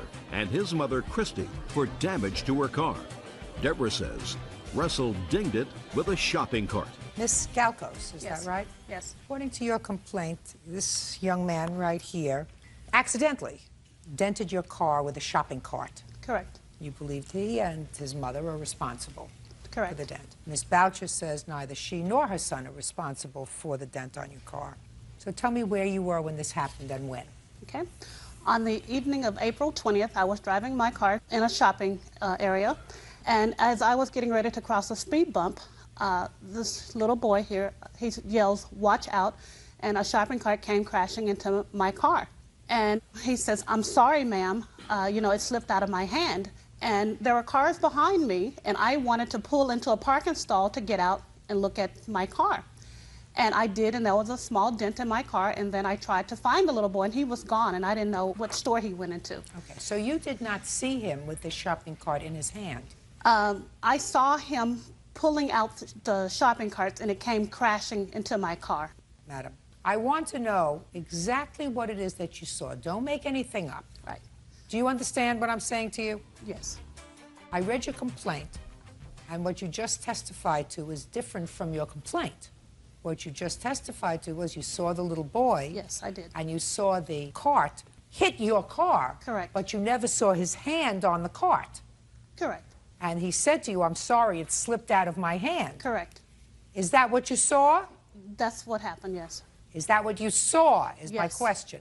So you didn't see him trying to pull the cart out of the long row of carts, and it Correct. slipped out of his hand, right? Right. All right, because that's what you wrote in your complaint. So that was a mistake. You were mistaken about that. Yes. Should not be mistaken about that, because you signed it and you read it. You say, "I noticed a young boy standing on the sidewalk and pulling a shopping cart out of the cart holder." And my question to you is, you didn't see that. I didn't see him pull the cart out. All you saw was him standing there, Yes. the cart coming towards you, Correct. and the cart hitting your car. Correct. And then he yelled, "Watch out." Yes, he did. And then, according to you, he said, "I'm so sorry, ma'am." Yes, he did. He didn't say, "I'm sorry, it slipped out of my hand." That's not what you said in your complaint. But that is what he said. He said it slipped out of my hand. Okay. Tell me your name. Russell Voucher, Russell, how old are you? 9. Have you ever watched this program? Mm-hmm. Yes. How many times have you watched it? A couple of times. And I think that your mom is very proud and very supportive of you, right? Yes. And I think you're a nice boy. Thank So you're going to tell me the truth today about what happened that day, even if it was a little different from what you told your mother. Got it? Yes. Because otherwise, bad things are going to happen here. Okay. Got it? Okay. Now, your mom went in shopping, Yes. and at some point she told you that she needed another cart. Yes. So what did you do? I went out to get another cart, and when I went out the exit, there was one right next to the exit on the left-hand side. So then I was grabbing the cart, and then I saw it going. I ran after it, and I yelled, Now you "Watch grabbed out." the cart. Stop right there. Okay. You grabbed the cart. Mm-hmm. How did you grab it? Show me with this. So you grabbed it and you touched the handlebars? Mm-hmm. Hmm? Yes. And then you tried to wheel it around? Yes. And then what happened? And then when I saw that shopping cart going, So it slipped out of your hand? because like there was two carts. I was grabbing one out of the cart stack, and then there was one on the side of the exit. I was grabbing the one out of the cart stack. I didn't grab it completely. It was halfway out, but it wasn't that one that went. It was the one next to the exit that went. Okay, And I but you ran touched after it. Your cart touched it. The one that you were pulling touched it. Yes. And then you went inside. When you went inside, did you tell your mother? Yes. What did you tell your mother? That I saw a cart that was rolling down. I started running after it, and then I couldn't catch it. I said, "Watch out," and then that's all I told her. But you didn't tell her about the fact that you were touching the cart with the other cart, and that's when it started to roll down. No. All right, she's going to love you anyway. Right, Mrs. Boucher? Yes. Not hard. You sent him outside to do a job that perhaps he wasn't equipped to do. I certainly have some trouble trying to get those carts out of those cart holders, too, when we go shopping. You pull one, and all of a sudden you get 30. You don't want 30, all you want is one. But I'm very glad you told the truth today. Okay? Yes. Good. Got it, Mrs. Boucher? It's a little different. Right. Not a major deal. Good for you. Thank you. Told the truth today? If you had told your mother the truth right then and there, we might have avoided this whole problem. So you have to remember that for the future, okay? Yes. How much is the cost to fix your car? $601. Wow, let me see. What kind of a car do you have? I have a 2004 Toyota Highlander. Let me see. You have pictures of the car? Yes.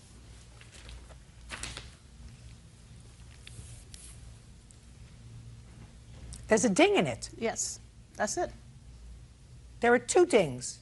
The shopping cart, it dinged it. Well, I'm going to give you some advice, okay?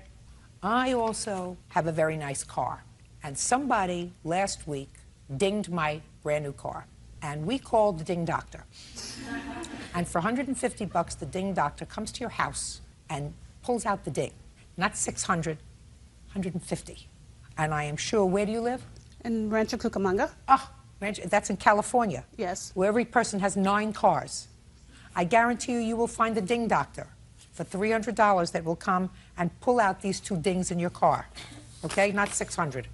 Judgment for the plaintiff in the amount of $300. That's all. Thank you. Rebecca Castillo says former lover Manuel Gonzalez drove her car without permission and wrecked it. Manuel claims Rebecca is making up a story. Okay, Miss Castillo, it is your claim that Mr. Gonzalez, who was a friend of yours, somehow got hold of your car and caused damage on 3 separate occasions in one night. Yes. Mr. Gonzalez says that you were so drunk that night that you don't remember that you were driving and you caused the damage to your own car. Not true. Right? Right. And you are just friends? Yeah, I guess you could say that. I was messing I don't want to around for a guess while. what I'm going to say anything. I'm asking you, are you just friends or are you more than friends? Yes, we were just friends. Not intimate? Yes, we were intimate a couple times. Well, Bert is my friend. We have never been intimate. Do you understand? Yes. Do you understand the difference? How old are you? Yes, 21. How old are you? 35. All right. So that's a little bit of a difference. Okay, so you were intimate friends. That's a new category of friends. There are people who are intimate, then there are friends, and then somewhere in the middle there are intimate friends. You are one of those. When did this assault on your car take place? June 5th. Okay. And what were you doing out with Mr. Gonzalez? Actually, I was home when he called me and asked me to give him and his friend Mike a ride home. And I went. Why did they need a ride home? I didn't ask. And you said, fine, I'll come and pick you up and give you a ride home. Sure. Keep going. When I got to the restaurant, the establishment, he was there with 3 other gentlemen. They were there eating and drinking, and I ordered a margarita, and we were there for about an hour and a half. How many margaritas did you have? Just 1, Your Honor. And then from there, they wanted to take off, and we went to a billiards place where we were there only a half hour. I played billiards with one of the other gentlemen that was there with them. They wanted to leave. We went to another local establishment, a local bar. So you were playing chauffeur that night? Pretty much. So the reason for the phone call was you guys wanted to drink and you needed somebody to Drive. chauffeur you around. Yes. Did you tell her that? Yes, I did. What did you say to her? I asked her for a ride because we had all been drinking. Well, a ride to take you home is one thing. A ride to schlep you from one place to another so you continue to drink is something entirely different. Oh, well, we planned on going home, but when she got there, she started drinking with us, and we said, well, you feel like going somewhere else? She said, yeah, so we went. Keep going, Ms. Castillo. When we left that establishment, we dropped off his other friend, the one that they went in a car with, to his car, to his vehicle, and from there I went to a local gas station. And I went there, I got off, left the keys in the ignition, paid gas to the pump where I was parked at. When I came out, my car was gone. I panicked. I was looking around the parking lot, looking to see where they were. I gave them time. I'm thinking maybe it's a practical joke. Maybe they're out there looking at me, freaking out. I gave them about 15, 20 minutes, and at that point, I had dialed 911 to report the car stolen. When I looked up, he was driving back in the car with his friend still in the car. I was yelling at him. He refused to get out of the driver's side and said he was going to drive himself and his friends home. Said, fine. I pumped the gas in my car, got in the passenger side, and he drove his first friend home. He drove recklessly to the point where that friend didn't even wait till the car came to a complete stop. He literally jumped out of the car before he stopped the car in motion. Okay, and he tells me that's what you get for hanging out with a 21-year-old. He yells that through the window. Sounds right to me. Yeah. He speeds off, and I'm yelling and telling him to stop, get out of the car. He doesn't get off the car. Drives down a road where there's construction on both sides of the road. There's bolted cones with concrete dividers on both sides of the road. He's driving recklessly. He's hitting these cones. I counted 8. When I seen him headed towards the concrete divider, I literally had to put my hand on the steering wheel to avoid a real major crash. When I did that, he still didn't stop. He had all green lights for whatever reason. We drove to his house. We go into his house. I told him I wanted some resolve. I wanted something in writing. He tells me to go wait. Just a second. You went into his house. And what happened when you got into his house? We were talking. Look at me. Now here, you see, I can tell when somebody is not giving me the accurate story. So don't start embellishing now what you think you want to tell me. What happened when you went into his house? We talked. I told him I wanted... What did you say to him? I told him I wanted something in writing. I asked him, how are we going to handle the situation? What situation? About him hitting the car. I hadn't seen the damages to the car yet. I knew he was hitting the pylons, and I knew he had already hit, there was some damage, but I hadn't actually inspected the car at this point. So then he brushes me off, goes into the back room, talks to his friend Mike, then he tells me to wait for him in my car outside, and we'll talk some more. So there I go. I walked outside of the house, went into the car, sat in my car, and at this point I see him getting in Mike's car, and they're driving away. So I turned on my car, I followed them to an apartment complex, all the way across town. And at this point, I'm looking for my cell phone, which I couldn't find, somewhere on the floor. Because you were drunk? That's not true.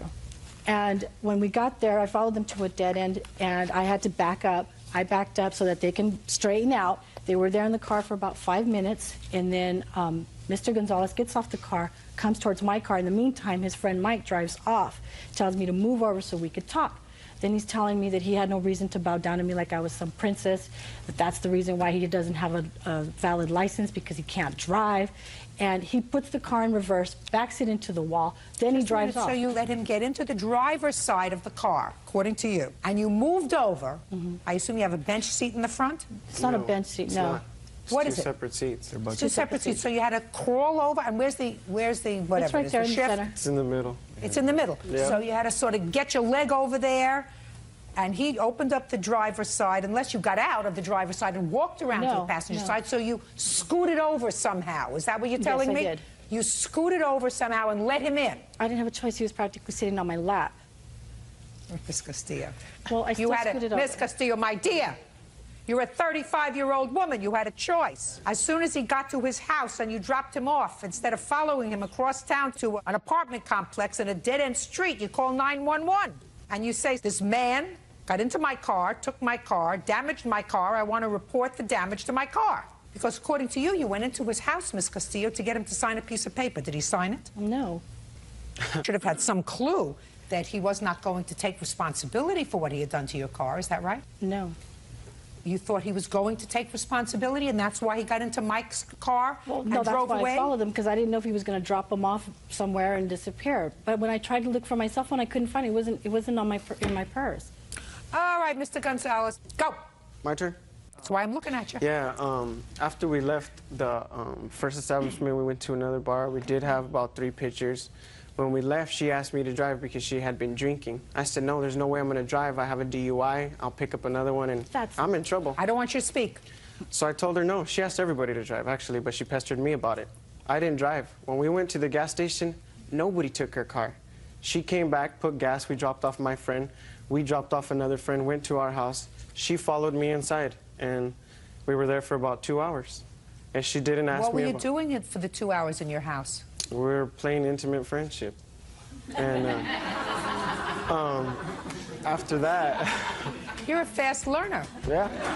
Keep going. Then after that, I told her to leave because we had to drop off one of my buddy Mike's girlfriend that had just got there. And I didn't want to see her anymore. And she got upset and was telling me things about me and her. And I told her, I'm not with you. I don't want to be with you. I don't want to have nothing to do with you. This is after you played intimate friendship? Yes. Of course. And then after that, she went to her car. We left. About halfway to our destination, we realized she was following us. We turned into the apartments where we were supposed to be. She followed us in, and you have to turn like zigzag. So we parked on the side, and as soon as she came in, I got off the car and told her why she was following me, and I was pretty upset. While she mashes out in reverse, boom, hits a wall, and I ran around the side of the car to the driver's side because I was pissed. I was telling her things, you know, I probably shouldn't have been saying. But then she takes off forward and hits the front side of her car on one of those big poles. Okay. Now, I see that you have something over there, Miss Castillo. I'd like you to tell me what it is. This is a tape recorder where he leaves me a voice message the day after the incident where he admits he took off in my car without me. Oh, I'd like to hear that. That I would like to hear, and I would like you to give it to Officer Burtz because I want to listen to it very carefully. You wouldn't have done that, sir. No. Is that right? No, that's not my voice. Oh. Let's see. 076. Received June 6th at 7:19. Hey, when I left you yesterday, when you left at the night, your car was fine. I don't know what you're tripping on. I didn't do nothing in your car. I didn't hit nothing, and after I took off, I only took off once without you. And when I came back, your car was fine. I didn't hit nothing, so I don't know why you're going to be mad at me. But if you're all right, then late. Erase. That is your voice, Mr. Gonzalez? That is not my voice. Sure it is. Does that even admit that I was driving? Yeah, it said that I only took off in your car once, and I didn't do any damage to your car. Well, that wasn't me. I haven't driven I in only a long took time. off. Listen to me. This is what it says. Okay. And you know what's logical, Mr. Gonzalez, because you're a smart young man. Yes. If she was going to falsify this and have somebody else pretend that they were you, yes, she would have had this person say, listen, I'm sorry I did all the damage to your car. I'll pay you for it. Yes. Wouldn't have had them say, listen, I didn't damage your car. I took off with it once and I brought it back. Nothing happened to it. So I don't know what you're complaining about. Do you understand? Yes, I understand. Good. So this is your voice, and you acknowledge that you took off once with her car, but you say, I didn't cause any damage to your car. That I believe. So you see, you shouldn't fib. Okay. Because if you fib, then I can doubt everything that you're telling me. Now, Miss Castillo, I don't believe you damaged your car. I think that you were really angry, and I think that if your car got damaged, you did it, or you let him drive your car. Now, if you're going to choose playmates, you got to choose playmates that are somehow equal to you. These young men on that night in June were doing nothing more than using you as a chauffeur. I am not comfortable enough with your story to find that Mr. Gonzalez, as outrageous as his behavior might be and however morally reprehensible his behavior might be, is responsible for the damage to your car, Ms. Castillo. So your complaint is dismissed. That's all. Thank you. Tracy and Steve Thompson are suing Tracy's son, 22-year-old Terry Frost, for a loan to buy a motorcycle, bail money, and impound fees. Mr. and Mrs. Thompson, this young man is your son? Correct, my son. Your stepson? Yes, ma'am. I gather you feel he's been a little bit irresponsible. A lot, yes. You co-signed for a motorcycle for him a couple of years ago. Correct. He stopped making payments on the motorcycle. Correct. You took it into your custody. You have the motorcycle.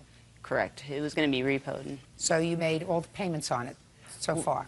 Correct. When the bank called in regards to being repoed, our credit would be, you know, in bad jeopardy? order. Exactly. And so I asked TJ, you know, why aren't you making payments? So then he said at tax time he'd be able to make up what I've already paid and take over payments at that time. But he didn't? Correct. Oh, so now you took the motorcycle back over a year ago? 04, correct. It's been sitting in my backyard. Okay. Who has the title to it? I actually got the title. I got it last month. It's actually in his Great. name. Great. I have pictures of the bike, too, if you'd like to see it. I assume you... No, he actually didn't. He laid it down, and then it's like all dismantled, and apparently he blew out second gear. I don't know what all damage is to it, but... Okay. Have him sign this over to them, please. Your Honor, I really don't want the bike. Then you shouldn't have signed for him. You shouldn't have taken it back over a year ago. When you took it back over a year ago, madam, what you should have done is gotten it, sued him, and come to court immediately. You know, now what you have to do is you have to sell it, and if there is any shortfall between that and what you owe on the bike, you may be able to sue him again. But right now, you have to take the bike and you have to sell it. Now let's talk about the bail. You bailed him out again over a year ago. Yes. Tell me how that came about. He called one night. He had gotten a DUI, and I went down the next morning and bailed him out of jail. When was that? Late of '03. In 2003? Yes. So 2 years ago. Yes. When did you co-sign for this bike? In 2002. And what was he driving in when he had a DUI? Another car of his. Did you call them? Yes. Did you tell them you were going to pay him back for the bail? I just asked him to bail me out of jail. And they did? Yeah. Were you working? No. How'd you expect him to pay you back? Whenever he got a job. There are loans, and then there are what we call great expectations. I would assume that when he called you and said, I'm in jail, come and get me out, you said, I'll be right down. Right? Not quite, but What did you say to him? I reluctantly went down. Right. Because you love her. No, actually, I was not going to bail him out because that was Oh, his that would have second been very time out. smart. And- I wouldn't have bailed him out. Well, and then he Maybe- felt sorry for him. And this then was he in bailed him out. 2003. How old are your children? 2 and 8 months.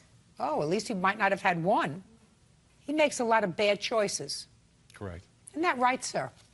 I guess, yeah. What do you mean you guess? How old are you? 22. You're 22 and you have 2 children. Yep.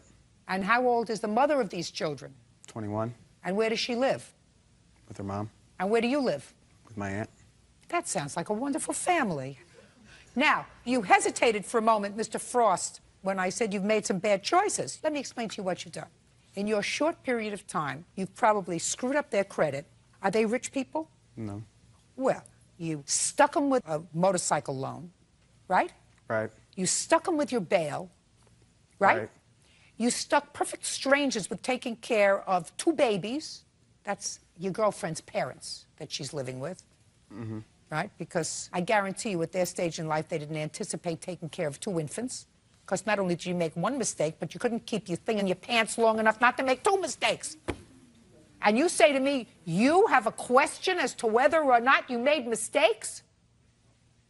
Yeah. You have a question? No. So you could have avoided the whole thing by saying, you know, I was a dumb kid. Okay. Dumb kids make dumb kid mistakes. They don't make babies. Right. Not 2. Who do you work for now? That's not a question that requires a lot of thought. You have 2 babies. For Thompson Tile Maintenance. You work full-time or part-time? Part-time, and I go to school full-time. Where do you go to school full-time? Davenport University. What kind of school?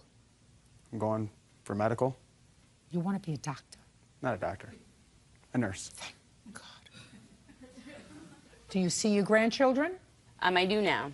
There was a period that with this loan, I didn't see him for about 7 months or something like that. And then he had his second baby, and I ended up going to the hospital and seeing the baby. And, you know, he has since told me, you know, him and his fiance are paying off her parents some money.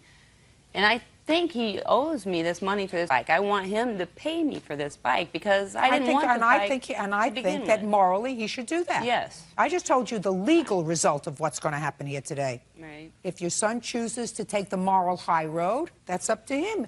You paying the maternal grandparents of your children some money? I'm not. My fiance is. For what? I don't know, whatever they loaned her. What do you spend your money on? He Baby gives it to her. stuff. Well, that's good. Right. No, I agree. That's She's good. a That's blessing. fine. She's a blessing. That's fine. Somebody's got to support these babies. She's a blessing. She keeps things straight. So you give her money? Yeah. How much? My whole check. And what do you give to your aunt? Nothing. Mr. and Mrs. Thompson, put a lock on your checkbook. Right. Yes, Done ma'am. did. Good. Goodbye. আপনার কিছুদিন আগে জন্মদিন ছিল না, 21 June. সঙ্গীত শিল্পী আখি আলমগীর একটা স্ট্যাটাস দিয়েছিল যে তোমার মতো আর হবে না কেউ, হ্যাপি বার্থডে সাদিয়া ইসলাম বউ। আবার ধরেন আরেক প্রিয় অভিনেত্রী অপি কোরিয়ান, তিনি আমাদের স্টার নাইট অনুষ্ঠানে এসেছিলেন এবং সেখানে আপনাকে নিয়ে বলেছেন, বিশেষণ দিয়েছেন ভোল্ট।